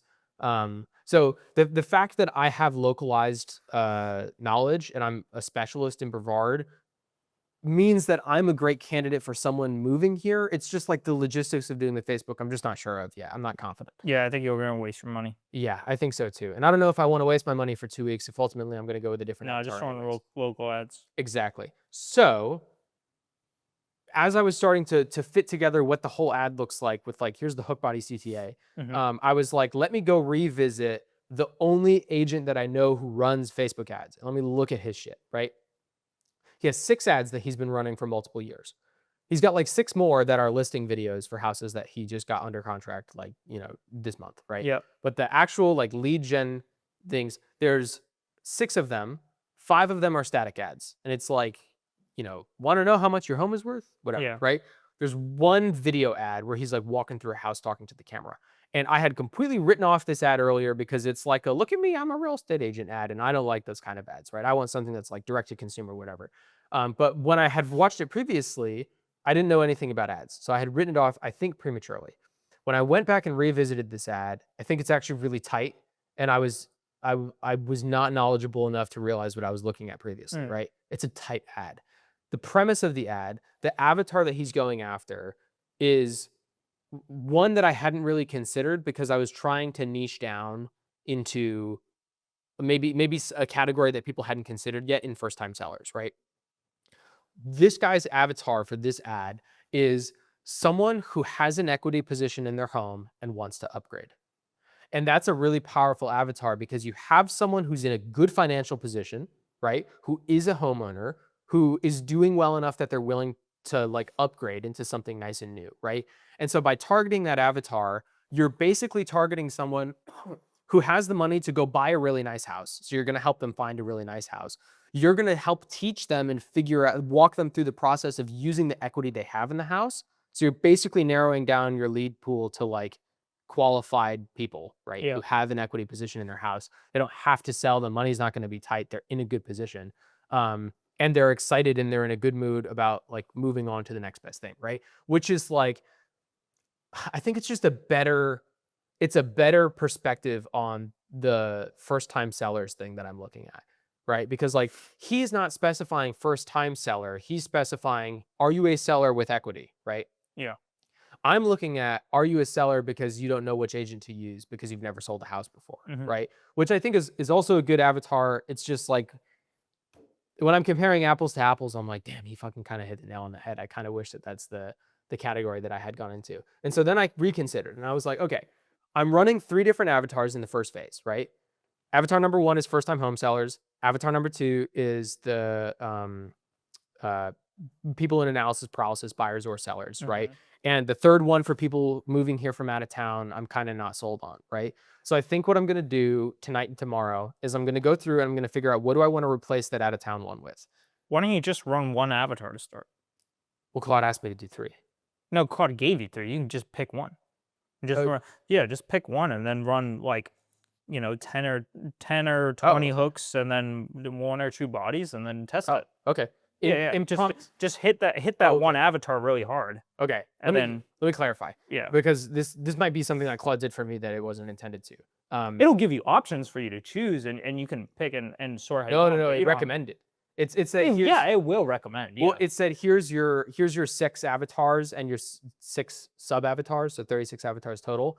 And then it recommended, it was like take the top 3 run them in a 2-week campaign at $300 each, see which one is best, and then cut the ones that aren't best and go with the one that is best. That's phase 1. And then phase 2 is go with the one that's best. Yeah, you could do that. In terms of the how to run the ads, the prompt and quad and the project I give you is not educated in that Okay, got and it. how to run them. It's Okay. just developing your avatars and developing your Okay, ads. It's cool. still up to you to figure out how you want to run them in campaign structure, ad Okay. structure, ad structure. It's not Got it. educated on that. Okay, cool. I can build one that is. No, I have you. Um, That's all I need. Yeah, well, I might build you one. Well, It'll be easier. I thought about it, and I was like, I would pay Sander once I have my ads filmed and like ready to go. I'd pay you to help me like set it up and then like do at Yeah, home I mean, stuff like it's that. not hard. But in terms of the campaign structure and how to actually run them, it's prompting you that because quad is incentivized in order to work towards the next thing, Right. right? But in terms of running structure, like, you could totally do what you want. It's not Okay. educated on that. It's just educated on how do I build good avatars and build good ads. And I will recommend some, but in terms of structure on how to run them, it's not educated. Okay, on that. that's really good to know because that condenses my timeline on getting these ads actually to happen. Because I Yeah. know that I'll fucking think about it forever. and Yeah, put off just actually pick filming. one that you like and then Yeah. hammer that one. And if it doesn't work well, move Cool. to the next one. Okay, then in that case, I think what I'm gonna do is I'll start off with the first time home sellers one. Yeah. Because that's the one that I started with, right? And I don't want to just carbon copy this other guy, even though he's fucking tight. It's a good ad. You could just copy it. You could copy the same. You could. That would What I make- would do. that would What make I the would last do 6 months is. so fucking worthless. What I would do is. You've already built out the prompts and the structure within your project, which is good value there. Yeah. And I think you have a good avatar that you want to go after, and I think that it's worth filming ads for that. Yeah. For the other one, take the you can even send me the link to the ad. I can get the physical video downloaded. But take that ad, transcribe it, and then take screenshots of every. If the ad's 30 seconds, take 38. screenshots of every 3 seconds to get 10 screenshots, Okay. something like that. And then put it all in a doc with 10 screenshots. I have a screenshot extractor too. You can put the video link in it Okay. or file, and it will extract screenshots every so seconds. So it does it automatically and downloads in a folder. It's like Right. super convenient. So I can send you that. But get screenshots, get the transcript outlines, put them under the screenshots, and then with descriptions about the photo, just to make it really clear, put that in there. And that could be your second avatar. I'd say, this avatar is working really well for the top agent. This is the approach that he uses. First ask Claude to analyze this based on the prompts, the avatar structure, the way he's formulating the hook, how he's addressing the body, the environment, the presence, the new information that he's presenting, the new mechanisms that he may be using in this advertising. Have it go through the prompts in relation to that specific one, run them each. And then after it does that, have it just build you out new ads for that specific avatar. Okay. And then film those, right? I mean, the thing that I like about his avatar too, I think that you have a really good one. We've talked about it in the past on the podcast. The thing that I like about his avatar as well that I think would be worth testing is it's someone who has money. Yeah. It's someone who is looking to sell something and buy something expensive, Right. which is good. And it's someone who is probably going to come with their own set of issues and quirks. All people do, right? But I think that overall those two factors, and they're looking for their dream outcome. Yeah. Which is something very visual and would work really well in an ad. It's a whole value. It's a whole variable. Like someone like you or I likes to look at pretty houses and shit, right? Absolutely. Yeah, it's nice. So I like to look at cool cars on Instagram and a Pagani that I can't afford. Right. But it's like that stuff appeals to people really, really, really well. And I think that ad could do well. I think that the thing that you're going to have to be careful with that ad is you're going to have a very niched and direct call out in your hook. I think most of your hook iterations are going to end up being call out iterations to specific sub avatars within that main avatar because you want, and even disqualifying call outs where it's like, if you're not blah, blah, blah, blah, this isn't for you. That's something that Hormozy does that works really well. Yeah. But because you don't want for people like me to have retention on these ads, to watch the whole thing and then click the like, because people like me have no money. Right. And so you You want to don't have a want very unqualified clear leads. call out, because and then Right. the other thing is it's not just it's going to give you unqualified lead. Facebook is going to burn money on people who are inherently unqualified because Right. it is seeing engagement from those people. His hook is, have you outgrown your home? Yeah, right. Which That's a is good one a good one. Yeah. because it's singling out Mhm. people who don't even have a home. It's Right. singling out people who haven't outgrown their home, Right. but it is calling out people who have money, who have equity, who Right. are right. Right. So it has that aspect to it. So I think it's going to be a lot of your hooks are based off of. Yeah. But I would pick your favorite avatar out of the ones that Quad generated. Yeah. Your 10 to 20 hooks and then 1 to 2 bodies. Yeah. Splice them together. Like I won't even worry too much about the production. Like most of the ads I even see with Hermosi, Mm-hmm. It's just he sitting on the wears it. table. Well, not even that, but the ones he's walking outside out acquisition.com. Tank top. If you look at him, not even that though. Yes, the tank top, the clothing and weather Mm-hmm. for the body is different than the clothing and weather in the hook. It's just the message. Yeah. He's using the same exact body. He's just spliced on different hooks, and he's not even Yeah. dressed the same. It's not even the same spot of acquisition.com. The weather Right. outside isn't even the same. Right. He just films these things, and then he puts them all together, because at the end of the day, people don't give a shit. Yeah. It's It's just about the the message. information. It's just right? the message. And Well, so and I thought about that this week too, because I was like, I'm belaboring over these hooks, and I'm like, this one's retarded, this one's stupid, this one's gonna make me sound like an idiot. I don't want to sound like an idiot. And then I was like, people are gonna listen to this. They're gonna forget what the hook is by the time the ad's over. yeah, They don't remember. All that they're gonna leave. People don't remember how you sound or what you look like. They just remember the way you make them feel. yep, And when I was looking at this ad, so here's what I think I'm gonna do. Here's my plan of attack, right? Because revisiting this ad, I realized a couple things, right? Number one, I know this agent. I've heard about this agent from other people, and I've heard people sing his praises. He's a great agent, right? He has charisma. So he can just walk on camera and just make magic happen, right? Off rip. And so like all his listing videos for his properties, he shows up with zero game plan. The videographer's there, and then he just makes shit work. So like there's one that was pulled out as an example from our broker, or I'm sorry, our broker's social media manager, right? He showed up, and the videographer was like, well, like, what do you want the intro to be? And he was, and the agent was like, there's a lawnmower in the garage in the back, a riding lawnmower. I want to start by riding the lawnmower around and then get off the lawnmower. And the videographer was like, okay, right? He just like has fun. He just makes it work, right? I can see that in this ad. In this ad that he has running, I can see that he showed up at this house with the videographer. They filmed for 30 minutes. And they did a couple takes of the same kind of thing where he walks down the stairs and he's like, have you outgrown your home? I can help you get from this. And he snaps his fingers and it shows like a regular home to this. And it's like a nice luxury home that he's in right there. And he's like, if you don't like, I'm going to help you get there, whether it's like, beachfront or like you want the pool, I'm going to help you get there. Give me a call, right? Yep. Same deal. I can tell that he showed up and he turned on the magic and they recorded for 30 minutes and he didn't even think about it twice. And he put it on Facebook and it worked. You right? know, I hear that.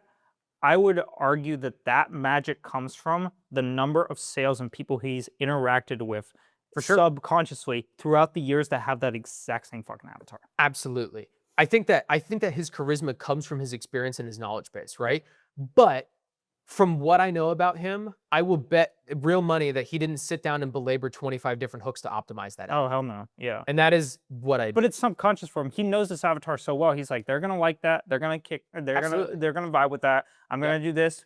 Show him the dream outcome. Like he's got it, right? Because he Absolutely. knows that avatar. Absolutely. Right. I just think that there's room for improvement too. There's room Sure. for optimization. And so I think that if I film something along the same lines and I put like real effort into doing a bunch of different hooks and playing with the bodies and then filming in 3 months after this like runs its course, filming another one, but I'm in a house and like changing the setting and like playing with it and trying to optimize it, I think that there's room for growth. I think there's room to improve. I think that if he nailed it by just like walking in and doing it off rip and it is working for him, that increases my conviction on the Facebook ads side of things by tenfold, because if I know that if I focus on it, then I can do better.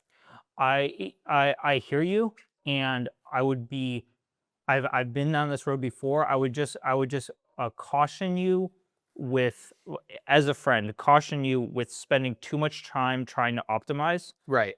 versus just running them, because I have seen shit ads, my own and other people's, do so fucking well. Mm-hmm.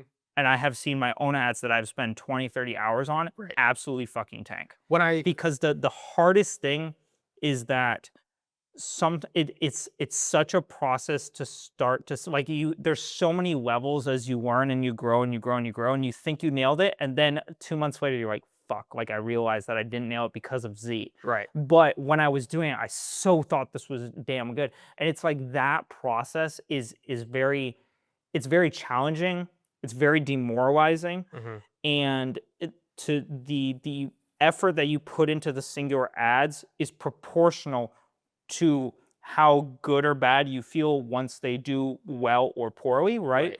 But in that beginning process, because of the volume, or at least in my opinion, the volume you have to generate to get those good ones to really hit, Mm-hmm. it can be really hard to look at like 2 that are doing well and then 18 that are doing really poorly and be like, fuck, I really thought those were going to be so good. Right. Rather than just putting out a bunch that you think are solid and then taking the grouping that are solid, that perform well, and then branching and then branching and then branching. Right. Right? Like you can run rough ads to start and just get them kicking. Yeah. And then go from there too. To clarify on optimizing, what I mean is this dude put out one video, one ad in one ad set in one ad campaign, and then he Yeah. just stuck with it. Didn't experiment with hooks, didn't experiment with bodies, didn't experiment with lighting, didn't experiment with avatars, didn't do other stuff. There's one video, right? And so by optimizing, I mean, I want to try 25 different hooks. And then, after I see what the winning one is, I want to try another one with like maybe like a different angle. Like I want to experiment with it. I want to try to improve because I I cannot like maybe that same ad that he's running right now works better with a different hook or a different CTA at the end or a different visual, right? Right. And he doesn't try it because he doesn't need to, because he does fucking $35 million a year in gross volume. So he Well, doesn't need to, he right? also might have tested it 3 years ago. He could have. I Because if you delete the ads from your account, yeah, you can't. they won't even display it inactive. They'll Right. just be gone. Right. He could have. I think from what I know about him and the people who made the video, because I know the company that made the video and how they work. I think I'm pretty confident that he did the one that he felt good about and then sent it. It's totally possible. I mean, that's how most people do it. Yeah, I think that's possible. And I think that's also shown by the fact that he has not put up a new lead gen ad since 2024. Yeah. He has 6 lead gen ads. They were all put up in 2024. Didn't touch them since then. The only new ads he has, and I check weekly, the only new ads he has is the listing videos from when he gets new. Yeah. And that's part of like, I want to sell your house. I'm going to spend $3,000 on a listing video that no one else is going to do. And I'm going to get eyeballs on we get 5,000 views per listing video, right? Yeah. Whatever. It's like a sales pitch thing. Not a lead gen thing, but that it tells me that he worked that lead gen stuff years ago and then just didn't touch it because it's working. He doesn't need to, right? But I know that if I, not analysis paralysis, but if I put out 20 hooks and then like try to improve it from there, I think that the ceiling is higher. And I just, I feel good. I feel conviction. Good. Revisiting his ad, now that I have done all this shit with Claude and revisiting his ad and seeing how he has done it and how well it's worked for him, I feel pretty confident that I can rework the bodies to be shorter, because his ad was 38 seconds and it feels comfortable. Watching it feels comfortable at 38 seconds. Reading through the bodies that I have right now, I think these are like a minute and a half. They feel a little longer than I want them to feel. Probably because what I would guess Claude is trying to do is it's trying to gather multiple points in the same body and then iterating those points through multiple bodies. Yeah. What I would try to do is identify what points it's iterating on, then create one body for each of those points. Yeah. Just this, like, this is my hook, and this is the point of this body, and this is my hook, because you'll have the same hook for all 3 of those bodies. Right. Once you start spreading it out, and then it will be easy to identify which one is doing best or worst or whatever. Right. But that would be my guess on the best way to make it shorter. I think going about it otherwise will, definitely try it if you feel it, but cutting it down too much can pull out too much information. Yeah. Right. And if you hammer one thing home really well, the advantage of that too is you're going to have a large volume. And so Facebook can do a really good job of niching down into the specific people once it has those specific, that specific ad. Right. I can also run 25 hooks and 2 different bodies, and I can have a shorter body where the ad is like, 40 seconds. And then I can have a longer body where it's like closer to a minute 15, minute 20. Yeah. And I have more, and I can kind of test and see which one does better. Yeah. Because I'm not opposed to running 3-minute ads if that's what converts. If Yeah. that's what converts, then that's what I'm gonna run. I've watched some 3-minute ads before that are really good. Dude, there's one guy. Do you know who V-Shred is? Yeah. Yeah, his ads are like fucking 5-10 minutes. Yeah, Like yeah, they're yeah. crazy long. Yeah. But like I have watched a full 10-minute ad of his Yeah. before. Right? VSO. Yeah, if you're a qualified lead, like you'll sit and watch it. And so like I don't know, I just want to experiment with it, but I feel pretty good. So what I'm gonna do this week is I'm gonna go to my first time home seller's avatar and I'm gonna write out the hooks and bodies and stuff, and I'm gonna optimize it to what I want. And I'm gonna get like pretty confident and firm in that. I'm gonna start to visualize what I want the video to look like, and then maybe I'll do one for a similar type of avatar to what this guy does, and then I'll have my 2 avatars and I'll run them in separate ad sets in the Yeah. same campaign and kind of see which one does better. Or maybe 2 different campaigns with the 2 different avatars. I don't know yet. If you're targeting different people, Mhm. I would run them in separate campaigns Mhm. and then see which campaign performs better. Mhm. That's how I would do it. And then for your ad sets, Different I mean, bodies. you can do it a few different ways. We didn't have to get No, into it. I would do 2 campaigns. I think that'll Yeah. be better. You could do 1 campaign and then have 2 ad sets, but it's it's just not don't going to be want- any good. You're going to have too many ads in each of those ad sets, and all the data is going to be bullshit. Just Yeah. 2 campaigns, ad sets for each different grouping that you identify. Like no more, sub-avatar? you're essentially you're gonna pick one sub avatar Right. to target in for your campaign. You could do one general avatar if you really want to, but you're gonna have a lot more ad sets, because the thing is that you're gonna be restricted in the fact, and you can name them such, like if you have 3 different sub avatars in your ad sets, Right. you can have like naming conventions for one bunch of ad sets and then the other bunch of ad sets and the other.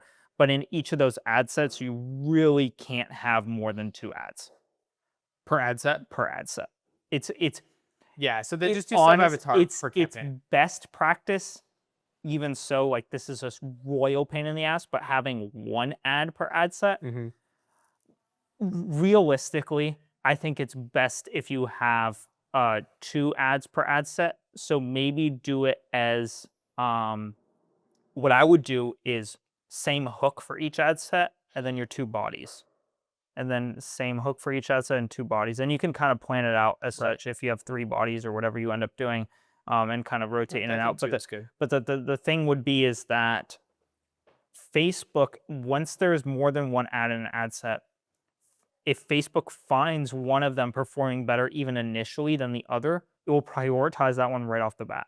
And it will underspend on the other 1 or 2 automatically without even properly testing them. So you don't want to have like 10 in an ad set because it'll just kill 9 of them. Yeah, yeah. And the risk is that when you even have 2, it kills one of them. Right. But the thing is that if the hooks are the same, like 80% of your viewers are only going to watch the first few seconds. Right. And so if the hooks are the same, the engagement will roughly be equal. Right. And so then it will just come down to retention, which is on a longer time horizon with it takes a larger amount of data to figure out what body is better. Mhm. And so in my mind, it's less likely that Facebook jumps at one over the other right away.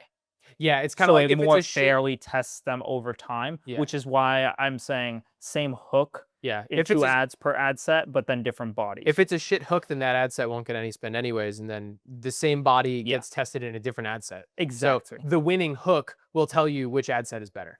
The Or winning which ad body is better.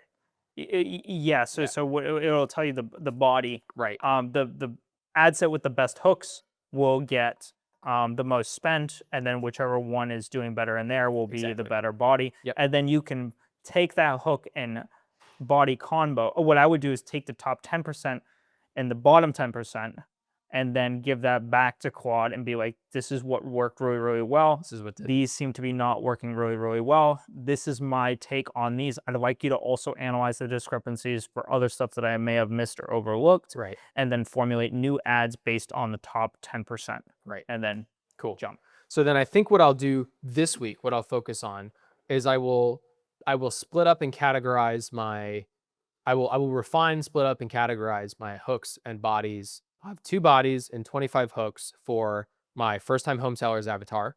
Yeah. And then I'll have the same thing for my equity position sellers. So I'll have 2 avatars.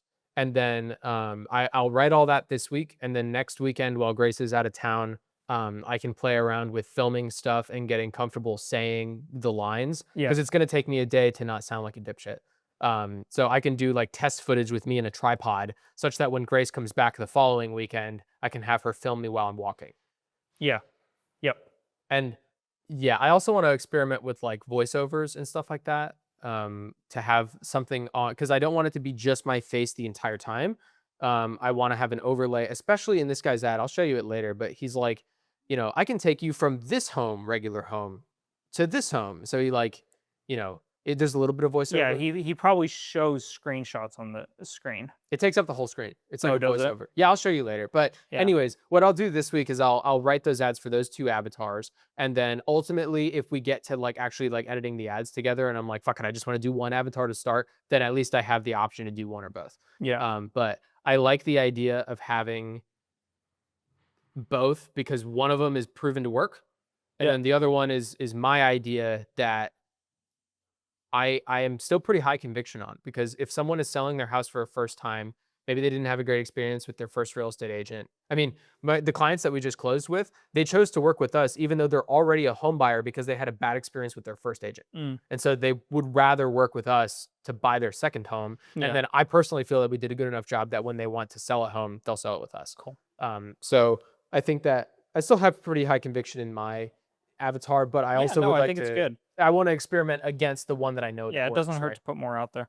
Yeah, absolutely. And like, ultimately they kind of cross paths. Like you might be a first time seller with a lot of equity who's looking to buy a bigger home, right? Mhm. You also might be a third time seller who doesn't like your real estate agent. You want to try something different. You want to, Yeah. anyways.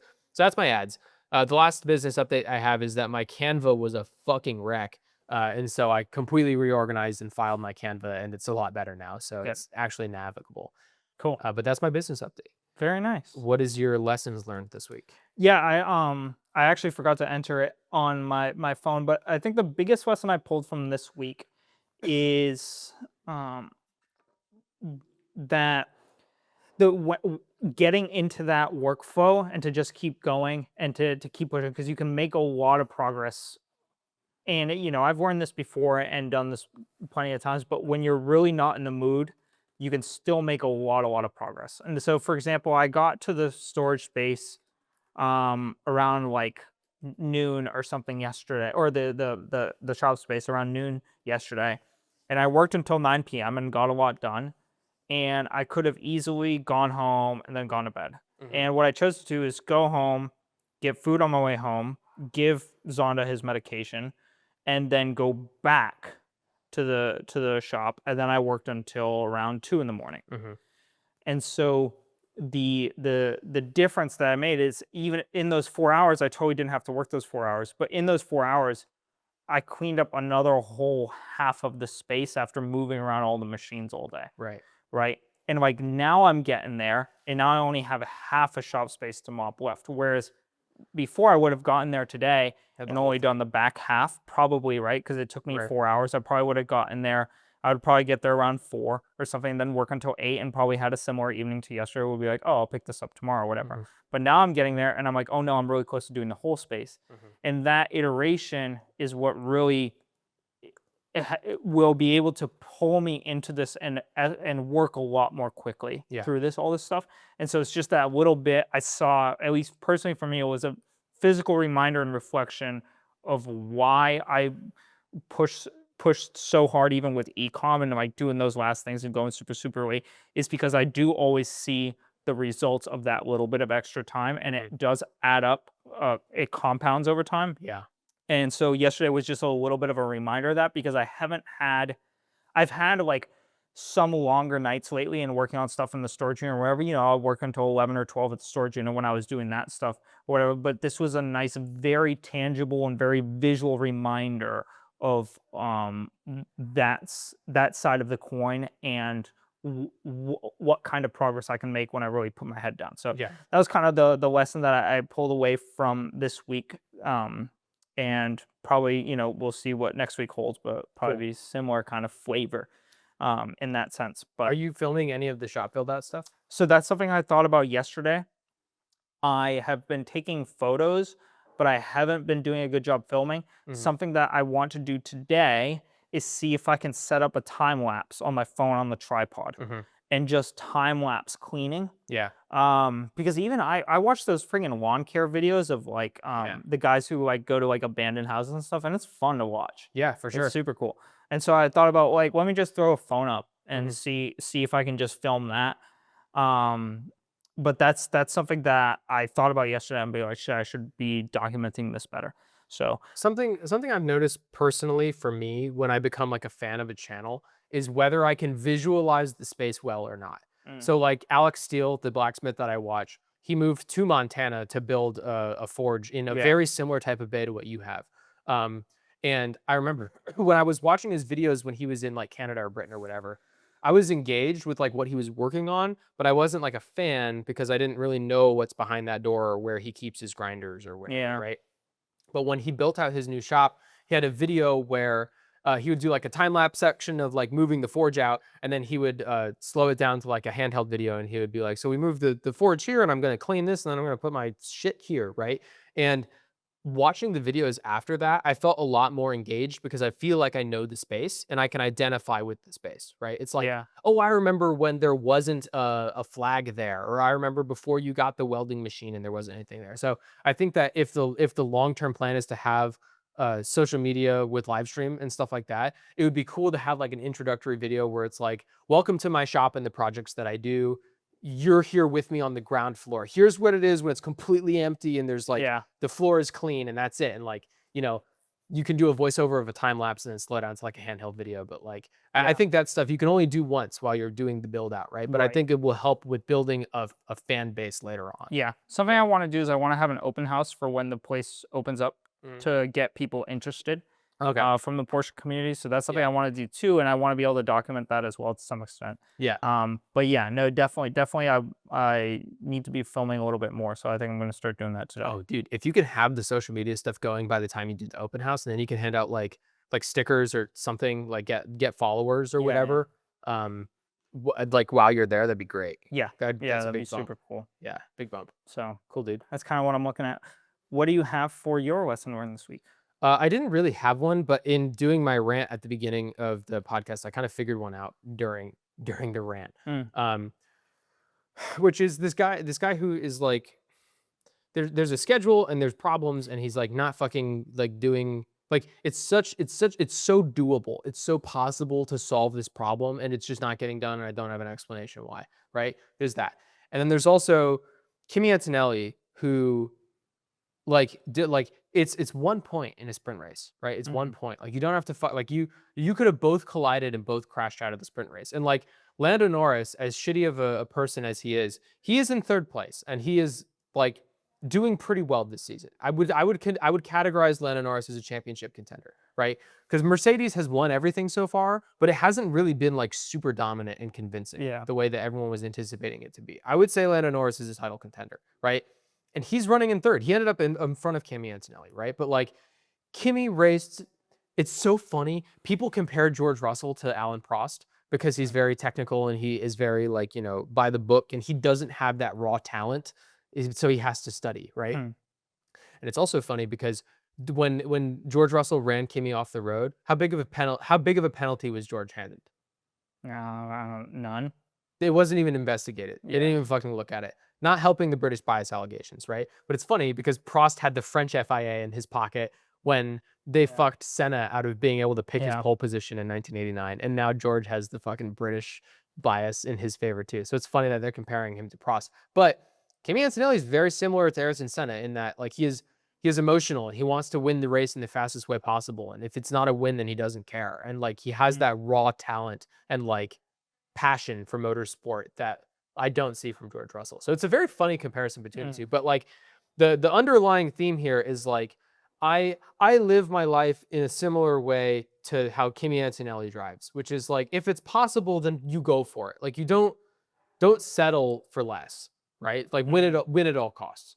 And that applies also to like getting the car comp or getting your car sold in your Class C camper like figured out. Like just just do it. Like just win at all costs. And so that's the lesson that I learned this week, I guess, is kind of like That's cool. Yeah, it's like having exceptional friends means not having many friends. Type of quote from Hormozy, right? Yeah, fair enough. Where it's like if you want to be exceptional, then you have to realize that you're the exception, and that is hard for me to realize sometimes, especially because I don't think I'm exceptional on paper. Like I'm not a fucking billionaire at age 20, and I'm not like fucking. I don't own a ton of pride. I don't have money to my name. I don't have businesses or whatever. Like I'm not exceptional in the way that you would categorize like Elon Musk as exceptional, right? But I'm exceptional in that other people don't live their life daily like how I do.